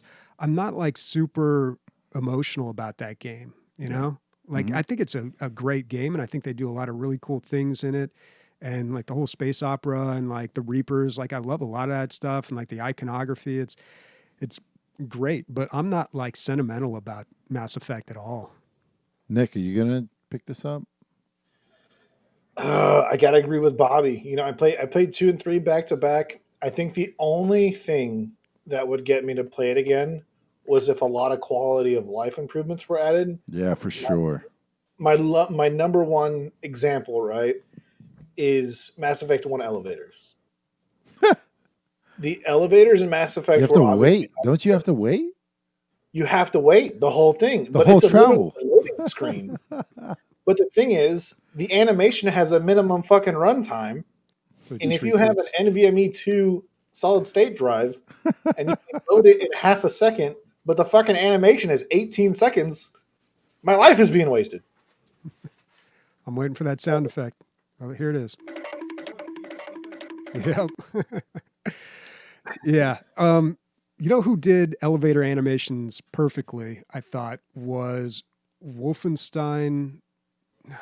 What was the last one with the 2 girls? Not Young- Old Blood, not Young Blood. Yeah, I knew there was Yeah. blood in it somewhere. Yeah. So they A lot had, of when you got into the elevators or like these little rooms that you would then transfer to a new area, they would obviously load the map in the background, but what you saw was the two girls standing in the elevator, and they would kind of be playing with each other, and they'd do different things at different times. And it was kind of, it was amusing. It worked. It got a little repetitive, but it totally worked. Did you see that article in regards to loading screens being hidden through animations and stuff? And it's like 2019, 2022, the years of squeezing through things.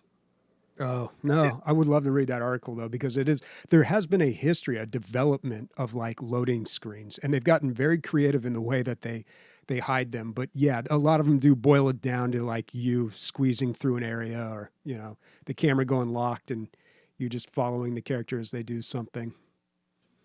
Yeah. And unfortunately, the reason, I shouldn't say unfortunately, or I shouldn't say the reasons being is the aspect and the view I see it from is that developers don't want loading screens, because loading screens means 2004 Spider-Man.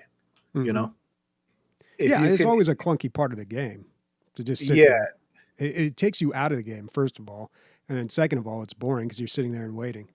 God, what did I play that just had obnoxious loading screens? I don't know. I can't remember. I was playing something recently where I was like, really? Curd the Ape says he wants a documentary about loading screens. Me too, man. That sounds like a Ken Burns documentary to me. Bobby, speaking of documentaries, I know you love them. Do you have HBO now, or HBO Max, whatever the fuck it's called now? Oh, my girlfriend's parents do, so I could make that happen. Yeah.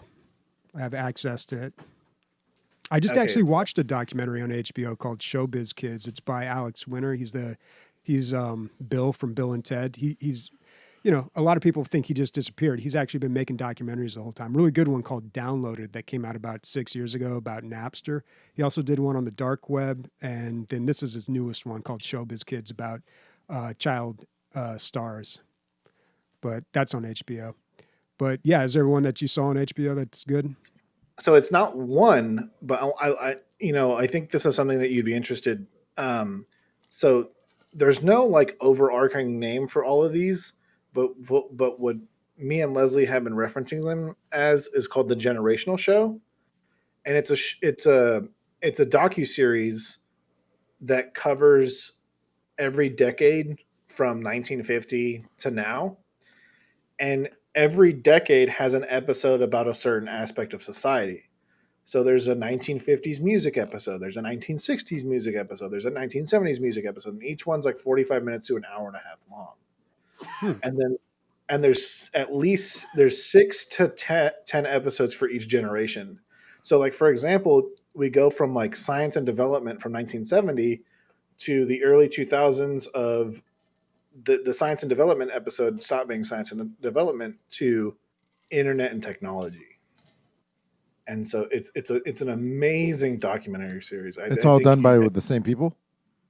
It's all the same people. I got to figure out who is the producer, but it's a big name.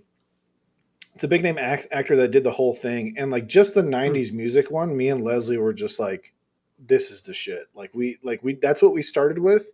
And we quickly watched all the music ones for each generation, and then we watched all the TV ones for each generation, and then we watched all the movie ones for each generation, and it's extremely captivating. We had to stop.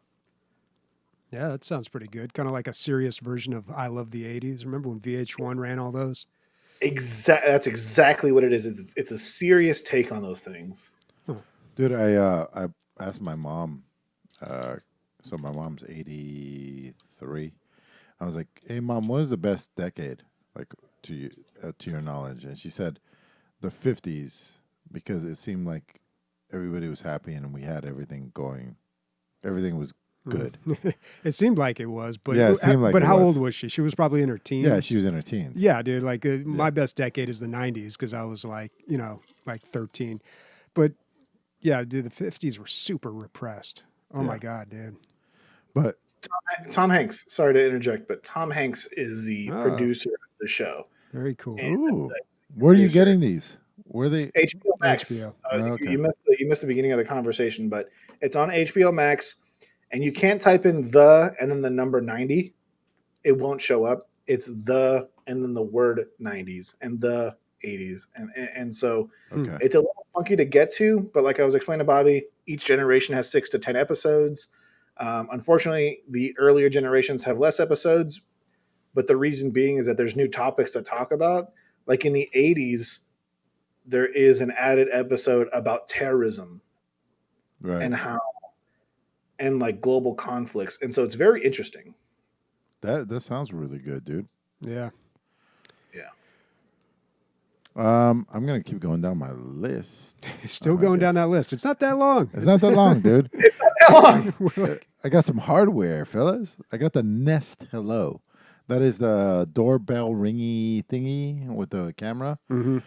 And you know, mostly we got it because Sam's she's neurotic, and she always somebody just opened the door. She'll just sit up in the middle of the night. I'm like, nobody opened the door. She's like, for sure, she'll kick me in the, like karate kick, dude. Not like a fucking hey, get up. No, like karate kick, and then be like, definitely 100%. Somebody came in. I'm like, Jocko, our dog, would be going nuts if somebody came in the door right now. Yeah. And she's like, nope, there's definitely somebody. So I will have to get up, Bobby. I'll have to get up and go downstairs and like search the house. It's like, sounds like a horror movie. Yeah, except for Except for there's nothing no wrong. monsters. So, monsters aren't real, and so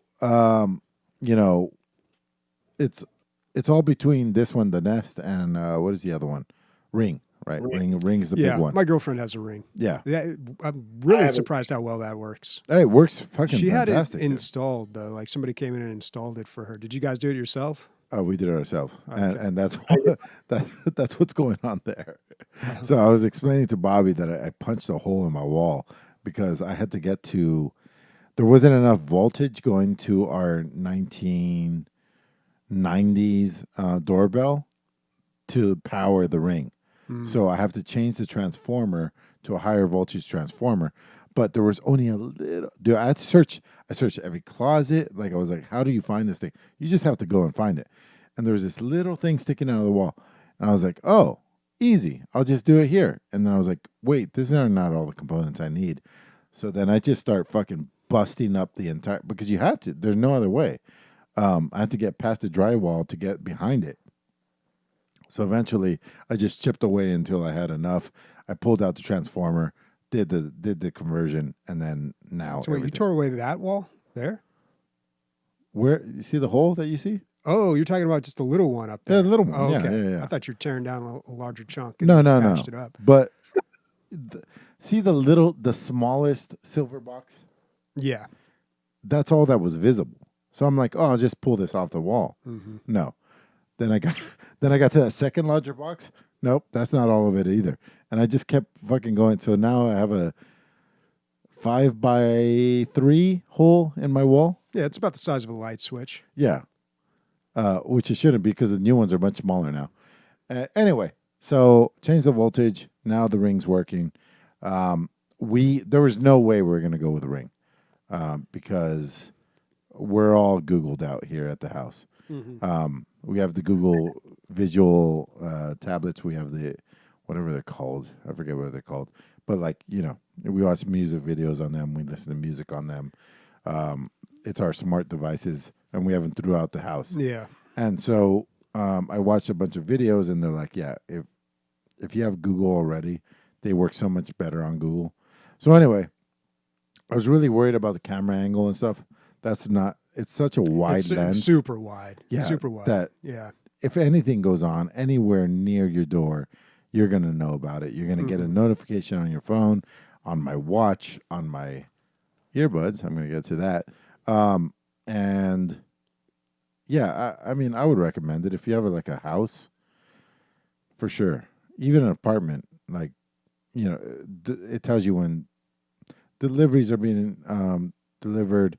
The very first day, I'm getting way too many notifications because people are walking in and out, Yeah. Well, I know on the ring you can set you can set a threshold for that so it doesn't pick up as much, and you can set zones and things. Well, I set up facial recognition on day one, and so now it recognizes me, Sam, and our babysitter. So I won't get a notification for those people. So that's nice. And so, you know, you could just keep extrapolating that to every person that's you trust, basically. Yeah. If you have a shady, like if Nick was on there, I wouldn't say trusted person. I'd be like, you know, this person's after our baby for sure. And so, you know, I'd put that up. Another thing that's nice, it detects motion and it starts the capturing from there. Mm-hmm. So if, you know, a sneaky dude is coming around, sees the ring and just walks away, we're going to know about it. Yeah. Starts recording. Yeah, it starts recording. Yeah, and you can pull that up on any of your like Google Homes. Like you got the big Google Homes with the screens or your phones or whatever. Yeah. And so now that all pops up. So if you were to go outside and ring our doorbell right now, two home screens would show who you are right away. All our phones would be notified, and my watch, like everything that I have on, like I'm all fucking technologied out at this point. And I would know somebody's here, whether you ring it or not. And so that's pretty cool. And then you could talk to the person, all that stuff. And I just installed it today. Maybe in 2 weeks I'll do a update. If it's basically if it's terrible, I'll let you guys know. If it's good, you probably won't hear it again about it. Yeah, now these things, I was really impressed how far these things had come. You know, I hear the advertisements for Ring on a lot of podcasts, so I've known about them for a while. But I think my girlfriend got hers a year ago, maybe less than a year ago. But she's had it for a while, and it's been working out great. You know, especially for her. She lives alone, and it's kind of she worries about that stuff. Yeah, she got to protect all those subscriptions you have. Yeah. Yep. All those streaming service subscriptions. Another piece of hardware I picked up was the Samsung earbuds Live. I had last year's generation of earbuds, never really fit in my ear. Tried all the different sizes of, you know, intrusive ear canal penetrative gadgets, and it just never really felt right. But I read, you know, I do my research when it comes to tech. I really dig into all I have my people that I trust and stuff, especially like Marcus Brownlee and Unboxing Therapy. And these earbuds are so incredibly comfortable. Like almost every earbud has some sort of protrusion that goes down your canal. It's almost like guaranteed, right? You know what I mean? You know what? My Bose sports earbuds, those ones are not like that. They got the thing that kind of clips into the upper part of the ear. That's what this is. Yeah. Can you click on the link that I provided? AI bot? That was like a weird spam link. It looked. I think it downloaded a virus on my computer, and it asked for my age. So. Oh, weird, dude. I had done the actual Samsung link. But yeah, they look like little beans. And at the top of the lima bean, there's this like little T shape. I don't know if you can get to the back of it. There we go. That T shape locks into the top of your ear. So all of the pressure that you usually feel in your ear canal is alleviated. And you don't feel the top of your ear because I don't think you have. Yeah, it doesn't plug your ears, which is really nice. Yeah. It's on mine. And it has noise cancellation, active noise cancellation. I've definitely had better audio in my ear. Like they don't sound like my computer. Like you're not gonna be blown away. Are they light on the bass? No. As far as like the sound itself, it's fine for earbuds. It's good for earbuds. But you know, you're not going to be swept away by the music. They're these little tiny beans, you know. But everything else is pretty great. You can listen to active sound for about 3 hours. You got to put them back in their case for 10 minutes, and then you get another 3 hours. And you could probably do that twice before the case is out of use. You know what I mean? So that's when they say 15 hours listen time. That's what they mean. That you have to like recharge them. Yeah. These are $250. The ones I got were 139. Okay. So maybe there's different versions, but they by far are the most comfortable earbuds I've ever had. And The sound is fine. The touch controls are great. Don't have I just hope I don't lose them. Basically, I've been using this pair of like $20 Bluetooth earbuds. This is before they started doing like the split ones, like the AirPods made that super popular. So it actually has like a band that connects the two of them, and it's super annoying. Yeah. But they're like $20. And I went into work the other day. I go in about once a week now, but I'm working from home. Other than that, but I went in and it looked like they had been left alone for so long that they dried up and started. These things are years old too, so they've cracked and they're probably not going to be usable anymore. So I'm in the market for new earbuds, and I do want something wireless. I've been looking at the ones they're advertising on a lot of podcasts. Raycons. I think they're called Raycons. I don't know about them. Yeah. Dude, but as far as comfort, you're not gonna get better than this. There's no way. It doesn't go down your ear canal, man. They're fucking great. Well, I think a lot of them are doing that. Like I told you, the Bose ones I have do that, but those are wired. Yeah, those are the Raycons right there. They're like cheap compared to a lot of the other options. $100. Yeah, there's a cheaper pair. And I paid $130. You go on any podcast, you type in, you get them for like even cheaper. So, and the other thing too is like if I had them right here in my hand, I'd be like, "Hey, Bobby, try these out," because they don't go down your ear canal. There's not wax and fucking dead bugs on it and shit. Yeah. The whole ear plugging thing is super annoying. So yeah, it'd be nice to not have to deal with that. Yeah, and I would love to have a wireless pair that I can use in my normal computer, like so I don't have to, because I've got a cable that runs to my mic, and sometimes that gets in the way. All right. One last thing on your list. You want to knock that off? I guess, and then I won't talk again. No, I'm gonna keep that, dude. All right, you guys hang go. on to that. Now you guys have the long list. I've got two more things to talk about. I'll talk about this one, and we'll skip to Nick. Have you ever used Duolingo? I forget what it is. It's like Rosetta Stone. It's a little application on your phone or your computer that helps you learn another language. No. It is. I've used a lot of Rosetta Stone back in the day. Maybe like 10 years ago, I really got into that. Duolingo, I'm very well aware of. I know teachers that use this in their classes. I thought I'd check it out because I'm really getting into trying to learn French again. I took it in high school. I have like a base understanding. I know how to like conjugate and do some things in French. I can read some of it. Je comprends un peu le français. Oui, je vais à la plage. But I Très bien. Bien or bien? Très bien. Bien. Bien. Très bien. Bobby, Yeah. French is not good, but I'm happy you're practicing. What about me over here? Just sitting here, Yeah. I'm a fucking eggplant. What's going on? Meanwhile, I got his omelet du fromage thanks to Dexter's Laboratory. Omelette du fromage. Yep. Great app. But I was really impressed at this program. Like it takes all those things that you hate about video games because they're so manipulative, and it uses all of that. It's got like to make you learn. Yeah, to make you learn. It has like the bubbly, friendly, rounded edge pictures. It has it's got like all these weird little currencies. It's like, boom, you earn 10 XP and 4 lingots and 2 gems. I'm like, great. Don't know what the hell any of that is.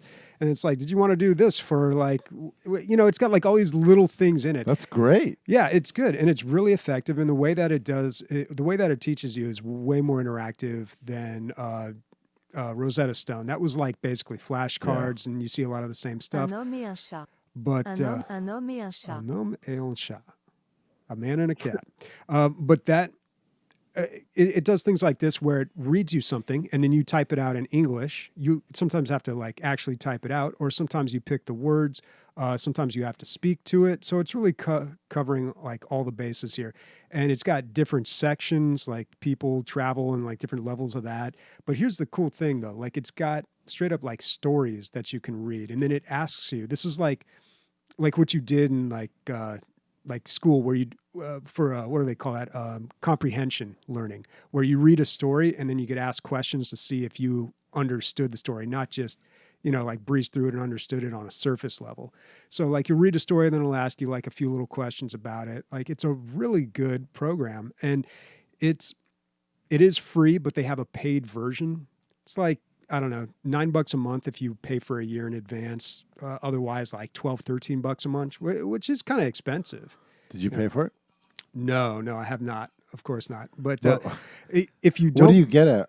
Like, what's the difference? no ads, which in between like these little like 3 to 5 minute sessions, there'll be like a 30-second ad. Mm-hmm. And it does get a little annoying after a while, but I can deal with it. And you actually have hearts, dude. You have like a health bar. So if you go through these things and you mess you're up, buying extra lives?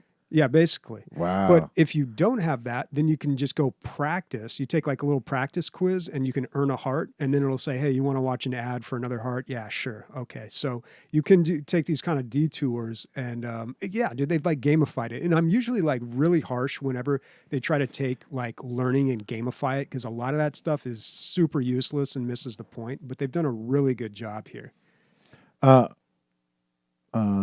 Chris, I don't remember can you bring up like the most popular ones? Like, what are the other ones besides Rosetta Stone and this one, Duolingo? What are the other popular language? Yeah, exactly. Apps or whatever. Forced learning through the Babbel. military. I'm pretty sure it's Babbel. Babblefish was what it was originally called. Wasn't that the one where Google was trying to... Go back. That's not it. Go back a couple. Give me that list again. Okay. That's right. Oh, I need to see that list.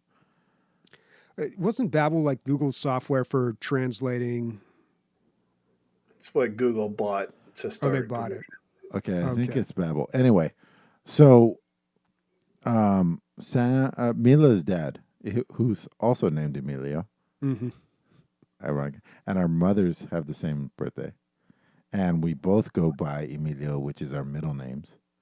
Wow. Yeah, super weird, dude. But anyway, he's like, "Oh yeah, I've been studying French and I know French now," and I'm like, "Yeah, right, dude." And then Sam's like step aunt or whatever came over that used to speak French, Mm-hmm. and they start going back and forth, and I was like, "What the fuck just happened, dude?" And he's like, I've been learning online with Babbel." I was like, I was so impressed. I walked away. That's how impressed I was. Wow. I was like, what the fuck just happened? Yeah, it was really impressive. So I don't know if he's just good with language or if Babbel's really good. On an episode maybe 4 months ago, you said you were going to learn Filipino. Did you end up? How dare you? First of all, it's not Filipino. It's Tagalog. Sorry. You're talking about me? Yeah, you. Yeah, you said that. No, I didn't. And if I did, it was in jest, sir. You said- I said it in jest, sir. I don't remember that. Yeah, he's going crazy, dude. No. I will trust the trust guy you who over listens to all the episodes rather than the guy who sits there drinking and peeing. Yeah, I'm gonna go with Sniper on this one. I'm pretty sure you said it. All right, fine. Let's move on. All right, Nick, what you got? You're not gonna take my expert opinion of being forcefully learned a language on this? Really? You weren't forcefully. Well, how did Well, they yeah. teach you in the military? Like how Well, did you learn? To say, because Nick's not going to put it the right way, I feel like. He didn't learn a language. He learned like the level of learning the language wasn't just paltry. It's next level shit. Like he has to learn it to the level of a commoner or somebody that grew up there. Yeah, which I think you'd have to be put in the environment, right? Like you'd have to go there and like deal with those people to understand. But then once you do that, you're compromised as a spy. So I'm not gonna get into too much information because unfortunately, Stop talking, Emilio. Yeah. And hopefully that'll end by December, and I'll go to San Diego. But no, as far as what they did, the military tries to get as many of the cleared assets as they can to the United States to teach our military, and our contractors. And Emilio hit the nail on the head. I don't learn a language. I didn't learn a language. I learned a culture. I know how these. I know how they think. I know what they think about on a day to day. I know what they love. I know what they hate. And Palestinians. I know what the left hates. I know what the right hates. I know what the centrists love and hate. I know what the super religious love and hate. And it's imagine going to class instead of having one topic. I mean, instead of having 8 topics to learn in 8 hours, you have one topic for 8 hours, and you learn it every day for a year. That is what they did. Hmm. And That's a so, lot, but it when worked. huh? But it worked, right? Like you're pretty fluent in that language, and you understand not just the language but the culture. Oh yeah, no, yeah. It worked, but it honestly aged me at least 5 years. I'm not kidding. I developed alcoholism. I slept with a lot of people to cope with pressure. It was really bad. But it was the way it was in the military was that it's a flight or fight thing, because if you fail, you're going to become a fucking cook. You're going to become a guy that swabs the deck. And so it's just insanely Pressured. pressured. Yeah, you're in a pressure cooker the whole time. And not to put my wife on the spot, but she got all the way through her course and she was in Persian Farsi, and then she failed the final test. Like she passed the class, but she failed the final test. Which she And they're was probably, she probably had the skill to do it, but she probably Oh yeah. just for succumb to the pressure. And what it was is that she's not a good test taker, and because she failed that one test, she couldn't do the job. And so they gave her a new job, made her sign a new contract, and so instead of being like, "Oh, I got 10 hearts because I guessed the word for cheese right in French," it's like, you're gonna learn this fucking language, or you're gonna be serving food to fat people on a ship for 9 months straight, asshole. Yeah.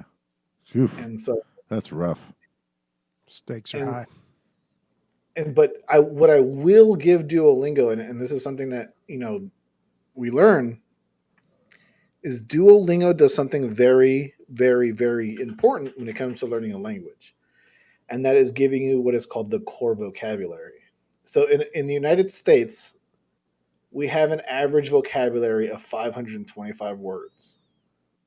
Those are the number one used words are like you, at, there, me, you, restaurant. Like those are the words we use, right? And Duolingo focuses on those words in whatever country you So you can or get by. whatever language, Mm-hmm. and that's how you get by. And every now and then they'll throw in a word. They'll be like mitochondria, and it'll be whatever that word is in whatever language, and that is how they get you to learn the language.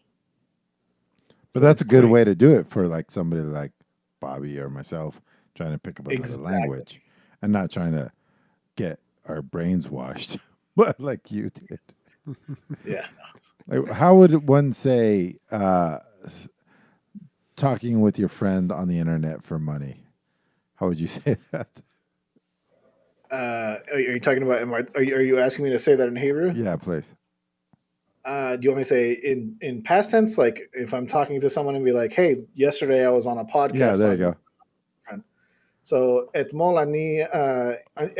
דיברתי עם בת דוד וגם את החבר שלו, ואנחנו דיברנו על משחקי video. So what I said was, yesterday I talked to my uncle and his good friend, and we talked about video games on a podcast. But somehow video came up last. That was interesting. So that's the thing about learning languages, especially ones that don't have Roman or Latin alphabets, is that syntax changes. And so Misake video, you got video, right? Yeah. So Video. you know that so you can guess Misake is game or games. And so that is one thing that they teach you as well, is being able to guess words. And so Mm-hmm. the syntax is different in so many languages. Like you think learning Tagalog is easy because it's somewhat in English. Their syntax is like cheese bread I ate yesterday, cheese bread tomorrow I will eat. Like that's their syntax. It's crazy. Pretty So- confusing. Yeah, pretty confusing. Yeah, I wondered if like I would benefit from because I'm terrible with language, dude. Like just like I can't do a dwarf accent in But you in did a D&D. Scottish accent, so you can You did do a it- dwarf It was- accent. and I was pretty bad at it. But No, still, it was it's fantastic. like when I speak another language, you have to like talk in their accent, and that's like really tough for me because I immediately get embarrassed. On my little couch over here, I was like the Miramax guy getting blown away by your Scottish accent because I had never seen you go out of character. The only thing I could like, if I think Scottish accent, then I just think of like a Sean Connery Yeah, impression. there you Like, go. that's pretty much That's it. That'll But that's work. not really speaking in another. Oh, jeez. Yeah, that's just doing an impression. But yeah, so I mean, I wonder if I would benefit from like more of like a formal education, like if I took a class at college. I took God, what did I take? Sign language in college because I was like, this will be easier. You don't have to read or write it, but it ended up being a lot more difficult than I had anticipated. What's stuck, Bobby? The thing about sign language, well, it's different in every country, but it's super easy. No, Like, it all came together. They got together and they they fixed just that. had a big old powwow. Yeah. Earth. I can still is- do my name like Bobby. But the thing about sign language, it's super easy. You, Yeah. me. It's just What like are we gonna do? Wait, hold on. I'm getting super excited. Oh. yeah. What was I mean, the first thing they teach you is like hi, my name, like me, Yeah. Bobby, Bobby. Yeah. You know, and then nice to meet you is God, I can't. Something like that. I could be doing a very foul gesture here. I'm not sure, but it's something with the two hands coming together. Looks like you're about to cast a fireball, dude. Yeah. But I remember very little because it was so long ago. But yeah, I don't know. We'll see how it goes with this. I'm also doing Spanish, but not nearly as much. Like that's of course I grew up in San Diego. That's what like I should have been learning the whole time. But I don't know. I've always liked the French. Bobby, what I will say is do not be embarrassed by your accent. You can ask Emilio when I speak Spanish, I sound all right.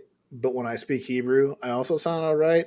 But if I speak to an actual Israeli person, I sound like, hello, how's it going? Like it's terrible. You will never be as bad as a girl I know from Louisiana with a thick Creole accent speaking Hebrew. She's like, Shalom, Havarim. I'm meant to bear Ivri. And we were dying, dude. Yeah, that's what I do when I try to bug my girlfriend. Is I do like the southern, because she understands a lot of Spanish, but I'll be like, Pilar, necesito palomitas, por favor, mucho maniquia. I swear we If were. that, dude, if that's not your paladin, if that's not your paladin voice next week, I quit the podcast. I'm quitting everything. I need that in my life. Oh my God, that's so good. Necesito palomitas. That means popcorn, guys. Oh my God. It's like hearing what's his name, Bobby Lee Jones speaking Spanish in No Country for Old Men. Yeah. Like the deleted scene. Or, He's like, you know what the best one is if you guys ever watched that Will Ferrell movie where it's a straight up like novella, like oh yeah. yeah. I can't remember what it's called, but Casa de mi padre. yeah, that's the one. Yeah, and the guy from Parks and Rec is in it. The guy with the mustache is always very grim, and he's like a DEA officer, and he speaks Spanish like that, and it's just so deadpan and so funny. All right. Palomitas. All right, Nick, what you got? Yeah.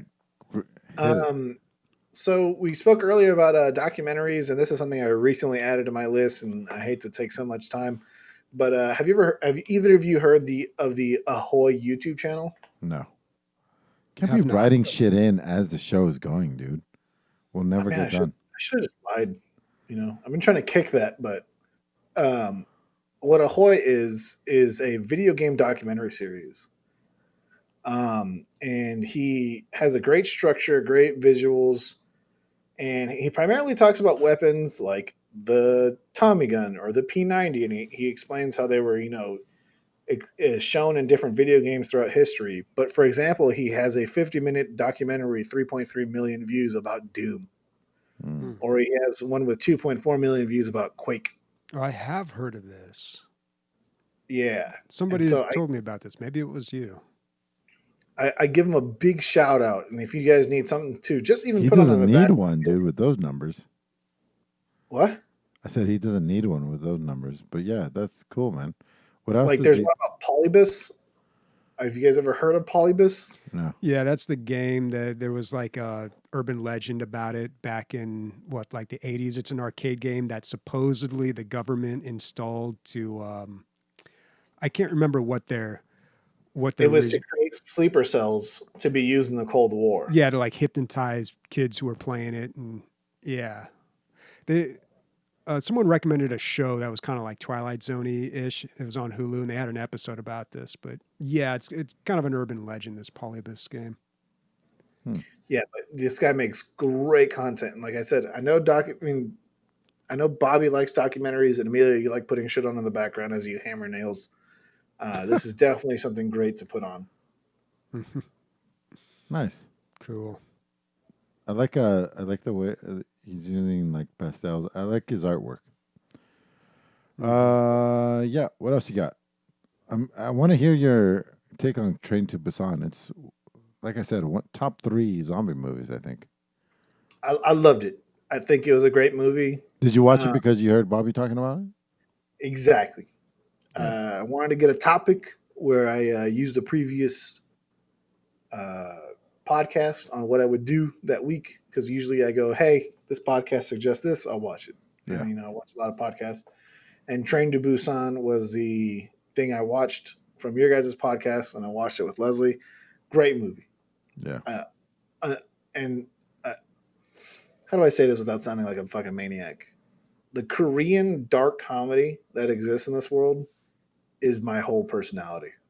Like in Parasite, Yeah. like just the fucking joke where the guy gets the rock thrown at his head and he falls down the stairs. Like, I was cracking up. Meanwhile, everybody in the fucking movie theater was like, "Oh my god!" You get it. You get the Korean comedy. Oh yeah, definitely. Have you guys seen the second one? Peninsula. No, I have not. That came out very recent, and we were talking about it a little bit, and I didn't hear great things. I don't think it was as good as the first. Sam keeps bringing up #alive. That's the one that everybody's saying to watch. Yeah. Is #alive. Which So is on apparently, Netflix. Ooh, do we have our next movie on the DL, Bobby? I haven't seen it. We're already doing 1917. Oh, So fuck, I forgot. yeah. when are we doing that? Why are you saying we, dude? Did you just hire yourself? What's going on here? I thought it was a watch party. This is a trial basis, dude. It would be nice if we could work out a watch party for that. Yeah. But we're probably going to record that next week, maybe. No, it's going to have to be the week after. We got a lot going on next week. Ooh. Yeah. Yeah. But it is a great movie, and I was really impressed by Train to Busan. And I think I didn't bring it up when we talked about it last week, and I kind of regretted it. But what makes this movie so great is the relationships between the characters in this. It's so well done. It's such good drama, and it almost pushes the zombie apocalypse into the background, or at least relegates it to more of a plot device. But like the relationship with the father and his daughter, trying to rekindle that, and then the other couple that's going to have the baby, and that guy goes out in the blaze of glory with his what does he do? He like straps things to his arm.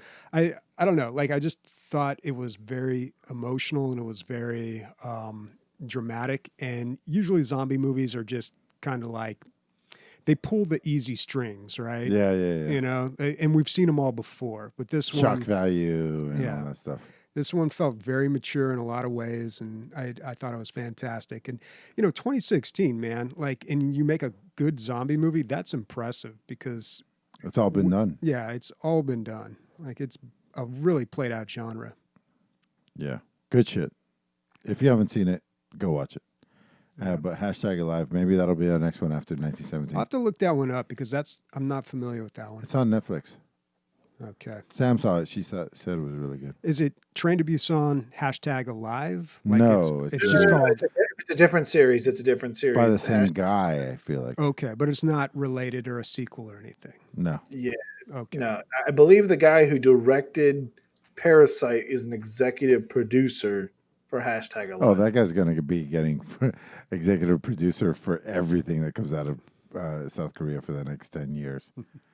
He's getting money, son. All right, let me talk about some movies, I guess, that I watched this. Well, I finished it this week. I finished the Nightmare on Elm Street series this week. I'd started watching them a while ago, but I finally finished it this week. I've seen a lot of these before, bits and pieces, but some of them were brand new. First time seeing the remake from 2010. I heard it was really bad, and a lot of people complained about the fact that they made Freddy a child molester and not a child murderer.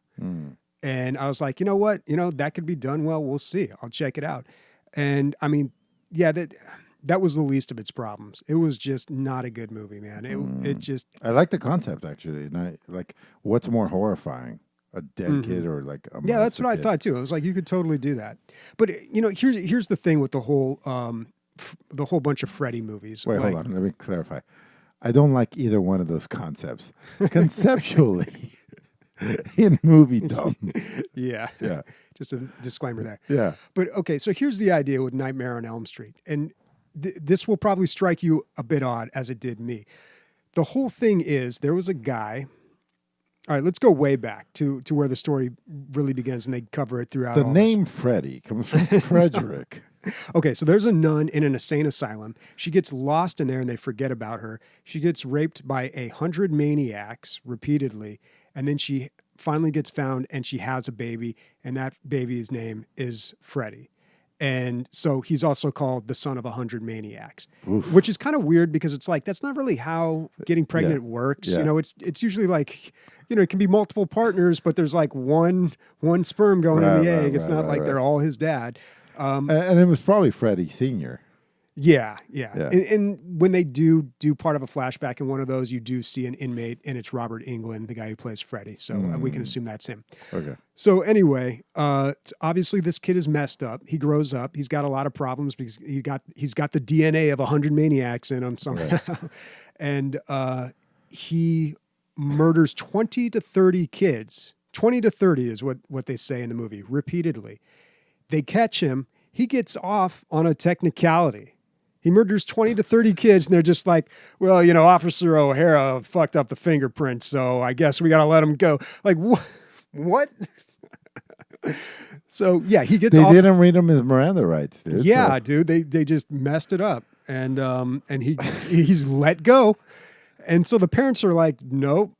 And then they go over and they kill him in the boiler room, and they burn him to death. They set on fire the place where he lives. He dies in the boiler room, which is why he has all these hideous scars. Right. So that's like the origin story of Freddy, Right. right? Like that's what you come to learn through all this, which is just ridiculous, But the cool thing about these movies is what sets them apart from the other slasher movies of the 80s is that he comes back to haunt the kids in their dreams. And kills them in the dreams. Yeah. Now, because you can do that, you can be very creative with the kills because it's a dream. Anything can happen, right? So, you got a lot of famous death scenes like in Dream Warriors, the third one. It's primetime, bitch. And he pops out of a TV. He's like half TV, half man, and like smashes the girl's head into it. So you get all these like weird, creative, special effect or effects driven things. But also on the flip side, it gives the terror some power, right? Because if their confidence is high enough, they can defend themselves, right? Mm-hmm. Yeah, they have can some fight. agency They can fight in their back own in their dreams. Yeah. But, it runs into the same problem all the other horror movies do. It's just like they bring him back over and over again. And by like the fifth one, they don't even bother like, oh, well, you messed this up or this loophole is how we got back this time. They're just like, he's back. Let's get to it. But my favorite out of all these movies still is New Nightmare. And remember when I was talking about... Where is that in the chronology? So you got Nightmare on Elm Street 1 through 5. Jesus. And then there's not as many as the other ones. No, there's some other good. The first one's still the best one. Everyone will tell you Dream Warriors. The third one is the second best, but I don't know, man. I like New Nightmare. But you got 1 through 5. the final nightmare where and then Freddy's dead. Yeah, the final nightmare where they're just like, nope, we're killing him off. And then New Nightmare, I saw this on TV, I remember, and I liked it back then, still like it now. This one comes out after all the Freddy movies are done, and it's not about Freddy, dude. It's about the actors that play it. So they're calling each other by their real names, like Heather Langenkamp and Robert Englund. It's about the actors and somehow Freddy has escaped the movies and is coming after them. So good. It is. And it's like, remember when I talked about Halloween? Yeah, that's an amazing concept. It's a great concept and it executes really well. And this is Wes Craven. The movie he makes shortly after this is Scream. And remember when I talked about Halloween 2 being that stepping stone for Rob Zombie from like his Splatterhouse gore to like this more artistic style?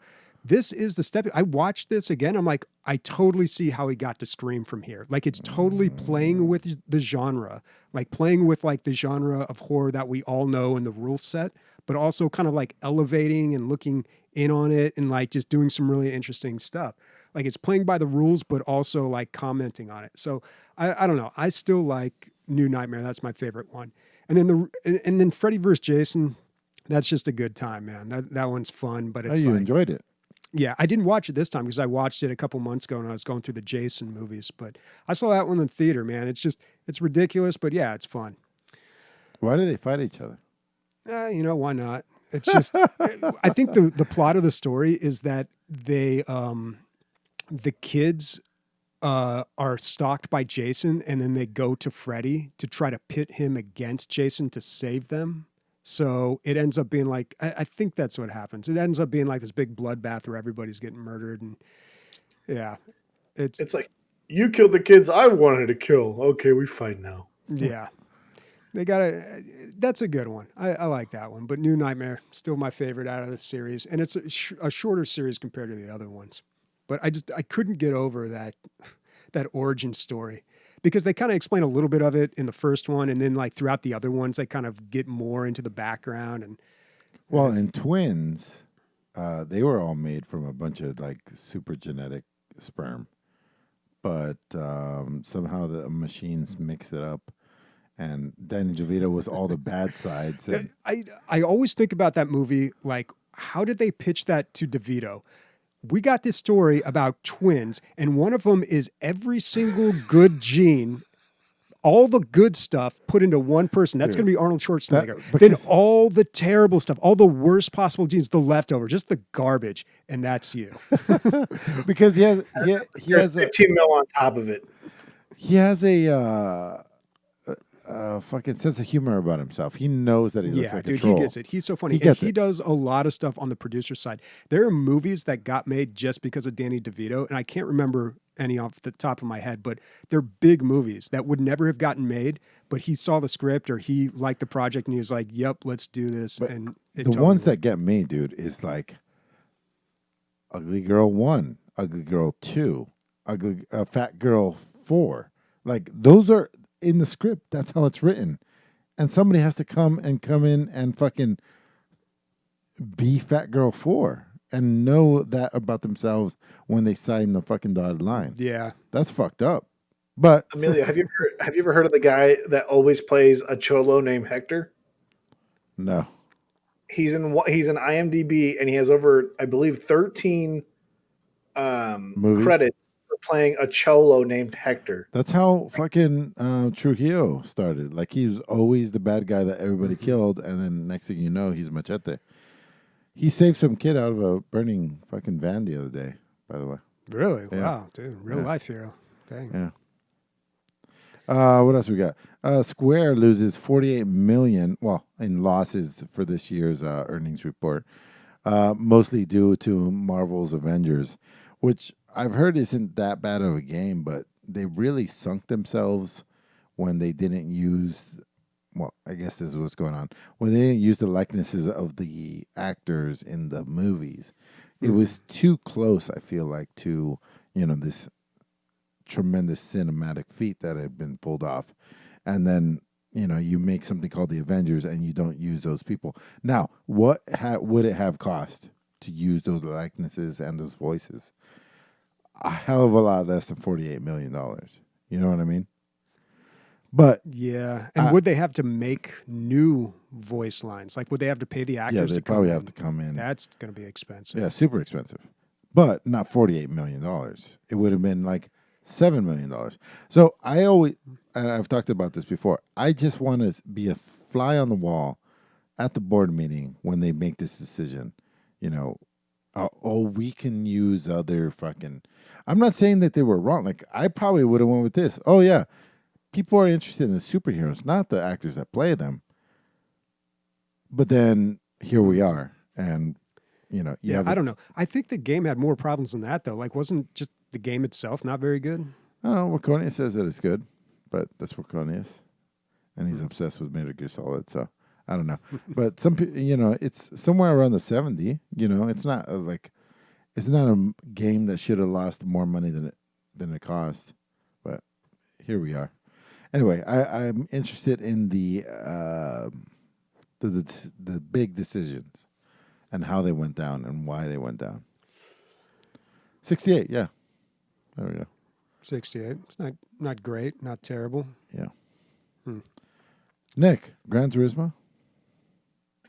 Bro, how are you not going to talk about the PS4 release in 4 days? It's not what we do around here. Didn't know it was happening.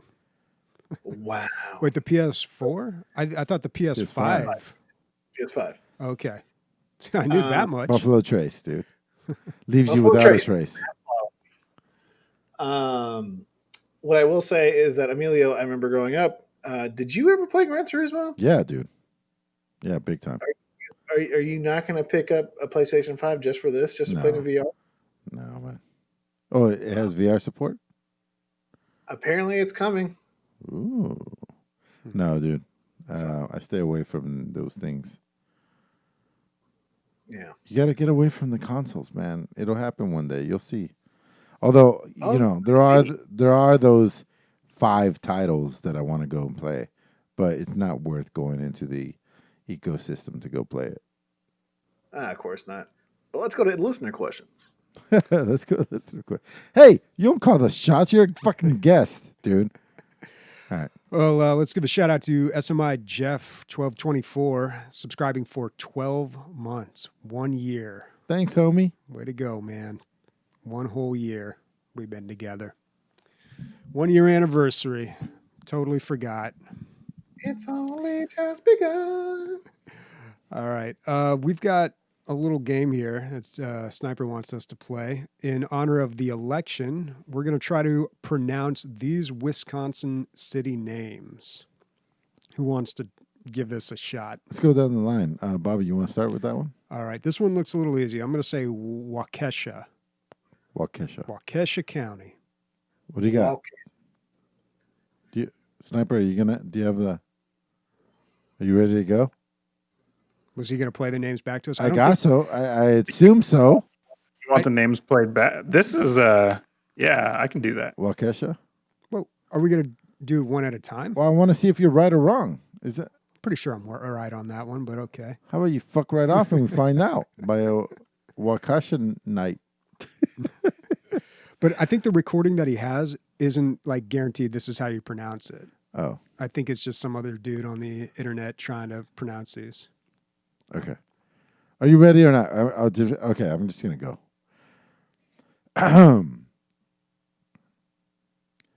Akonomonomwak. Akonomowak.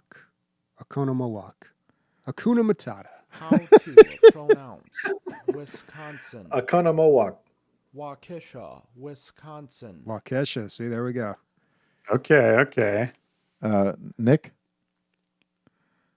I said it. Akonamowak. No, the next one, dude. We're going down the list, jackass.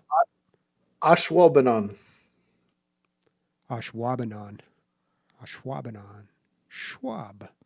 These are fun, dude. These are bouncy words. Can we get clarification on Economowalk? What's going on? I'm trying, dude. All the things are like newscasts. I didn't have it ready, basically. Okay.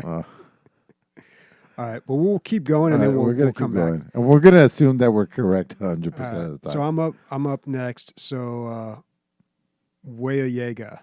Ooh, well done, dude. Wea Yaga. Wega. Cat. Oof. Keo Keowana. Keowana. I feel like that one's Quakana. Hey, fuck right off, dude. I'm more indigenous than you are. These sound like Hawaii. These are what I imagine Hawaiian names to sound. Kaukauna. Nick? Okanamawak. I said it. Kaukauna. Not that. Dude, we're going down the list. Menomone. Menomone. That sounds right. And then Wanaki. That one's got to be Wanaki. So I think I heard Sniper playing the second one, and it sounded right. He didn't have it. Okanamawak. We keep talking over it. Okanamawak. Okanamawak. Yeah, we were pretty close. Yeah. What about Ashwabanon? Ashwabanon. Ashwabanon. I looked it up, but no one knows. There's That's no. Great bit, dude. You really nailed it on this one. Well, I thought this was let's actually move your on. idea, so now I'm confused. Had a good time. And me too. Okay. All right. Bobby nailed them all. I did pretty good. I can speak whatever that is, just not French. Warconia says, movies you very much liked but can't watch again. My list is Taxi Driver, Midnight Cowboy, English Patient, Requiem for a Dream, Life is Beautiful, and Schindler's List. Yeah, sad movies. Sad movies. Disturbing movies. I've seen most. Like Schindler's List, I'd totally watch again. Life is Beautiful, I've been meaning to watch. That one, very famous acceptance speech. Not the speech, but when they call the guy's name. He won Best Foreign Picture on that one. They call the guy's name, and he like steps over a bunch of seats and like walks on people's shoulders. It's like one of those famous Oscar moments. Requiem for a Dream is definitely one of those movies, though. Like that's a very depressing movie. Should I watch it? I mean, it's just about a bunch of drug addicts and their lives deteriorating, and it's just like a super sad ending. And it's like I don't think you'd enjoy it that much. It is a good movie, but it's like really a punch in the gut. And yeah, I saw that like God, maybe 15 years ago, and I've never wanted to watch that movie again. It's who's the director of that? It's one of those Fincher. Is it David Fincher that directed that? Not 100% sure, but it's one of those. One of those guys. It sounds bad when I say like a lot of these movies are one-trick ponies, but that's okay because like, I don't think movies are built to be watched a ton of times. You know, they like people want it. They want you to enjoy it one time, and I don't know. It depends on the movie. Like you look at that new one that's out, Tenet, and a lot of his films, Christopher Nolan. You really do have to watch them more than once because they're so complex mechanically. I mean, he gets criticized a lot for having very little emotion and feeling and that kind of stuff. And it's true, he doesn't, but they're very complex, and usually you don't get all that on the first take. There's really no way that anybody's going to get. Darren Aronofsky, thank you. That is the director of Requiem for a Dream. Aronofsky. Oh, go ahead. Sorry. I don't think I would watch Uncut Gems again. It's easier to watch the second time, but I understand that. Easier, but as enjoyable? I don't know. The thrilling ride is kind of fun the first time. Yeah, that's but what I'm here's saying. the thing, dude. The Safdie brothers, you could watch any of their films. It's kind of like the same thing, different story. So yeah, don't watch Uncut Gems. Go watch like Good Time or one of their other movies. Oh, go ahead, Nick. Parasite. You're not going to watch Parasite again? I probably. See, I feel like that one benefits from a second watch. Yeah, Definitely you'd be good for me. surprised, Nick, because I watched it a second time as well, and yeah, you start the first time I watched it like a dunce, and the second time I watched it with like, you know, I'm trying to analyze it, and you see so much more of what they're trying to say, as opposed to just this weird movie. Yeah. Kurt is saying anything by Lars von Trier. I don't think I'd watch any of his movies once, honestly. I don't know, maybe. And I have seen a few of his movies, never liked any of them. Liked, but can't watch again. I've never seen The English Patient, but that didn't that win Best Picture? It just looked so boring. Oh my god. I keep saying I'm never going to watch A New Hope again. Well, I said it a lot last year, and then I watched it Really? again. Dude, it's 3 scenes, and none of them are impressive anymore. And it's just like I don't know, man. I still love watching that. so I watched it. I said last year that I would never watch it again, and then I watched it again with Mila, and watching it with new eyes and all that stuff. It added to it a little bit, but yeah, it's not enjoyable. I'm kind of like in a special group on that one though. I'm just such like a big fan of it that like I watch it and I'm just like, I know like, oh, that's the one scene where Luke wore the poncho and they used all the other takes. Like I know all the backstory and I'm like watching it like not even as a movie anymore, but just as something. Well, just like something I've seen so many times that I'm just kind of like, I don't know. Dude, so apparently when Obi-Wan scared away the sand people, he was mimicking the sound of the crate dragon that we just watched on. What are you laughing at me, man? Didn't we say this next week? We had this exact conversation last week. I don't know. Or not next week, last week. I'm pretty sure, yeah. And then Sniper mispronounced crate. Oh, yeah. Well, that was before the show, though. Oh, Yeah. okay. Yeah. We haven't talked about it on Yeah. air. Okay. So, gotcha. It's also Krat. I'll take that to my grave. No, sorry. It's crate. But when that episode came out, I haven't seen it yet, but I follow the SWCCG Twitter account, that magic, but with Star Wars, basically. Uh-huh. And they posted, the reason I know this, and of course they posted saying the exact same thing. The reason that I knew that is because there's a card in that game called Crate Dragon Hell, and it's got Obi-Wan coming out doing his thing. And yeah, so like I was. So even back then. Yeah, it was a Crate Dragon. Yeah, it's always, yeah. I thought they were like retconning it. No, it was established lore. And then there's a scene, I think, where you see like a crate dragon, or maybe they just like photoshopped that for the card. But I'm telling you, dude, I learned so much about Star Wars by playing that game, like so much backstory. Yeah. All right, we're going to wrap this bitch up. Well, we got one more question here. Oh. It's from Nick. Oh, jeez. It says, what is your luchador name and what is your special move?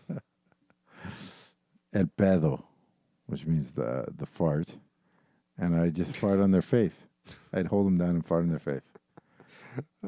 So much so that they would have to pull off their mask to breathe. That whole like gasping for air. That sounds terrible. That almost sounds like I had it preloaded. I was so quick on that, dude. Yeah. I don't know, man. I can't top that. Shit. I don't know if Gringo speaks bad Spanish. so Oh, you walk- dude. The popcorn. the popcorn. Yeah, the el palomita. No, Palomita. He pops. He's so light on his feet. Oh, my God. You can't get a hold of him. Oh, my God. Pop. Popcorn in Spanish is called palomitas, which means little doves. How cute is that? Really? Yeah. That's what it translates to? Yeah, little doves. Uh, If you look at them, kind of. I guess they kind of look like little doves. All right, speaking for Bobby, what are you playing next week? Next week. God, I don't know. We'll see It's a what date. happens, man. Like So in 4 days, that fucking that big Gearbox game is coming out. I'm gonna check that out. what was that called again? I forget what it's called. Uh, Holiness or something like that. Godless. Godless. Yeah. Yeah. All right. Yeah, I don't know, man. We'll see what happens this week. I feel like I am reaching like a saturation point with Killing Floor 2, so definitely going to move into something else here, but not sure what yet. Cool. You can you've been wanting to play Hades, just play it off my account. Good.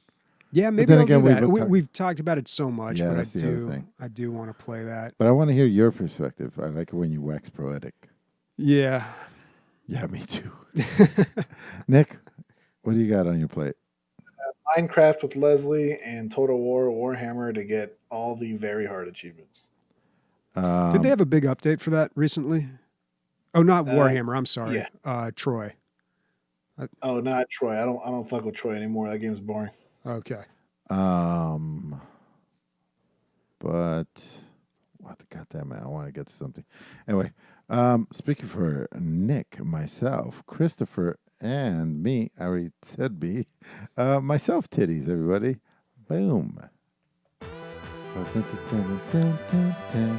That's how much our life has changed, dude. I used to remember, motherfucker, titty. Now there's fucking babies asleep upstairs. There's fucking orphans in the basement. Yep. Wait, Did you just call me Christopher? yeah, I did. Motherfucker. Hey, it's better than recalling you sniper. That's true. That is definitely true.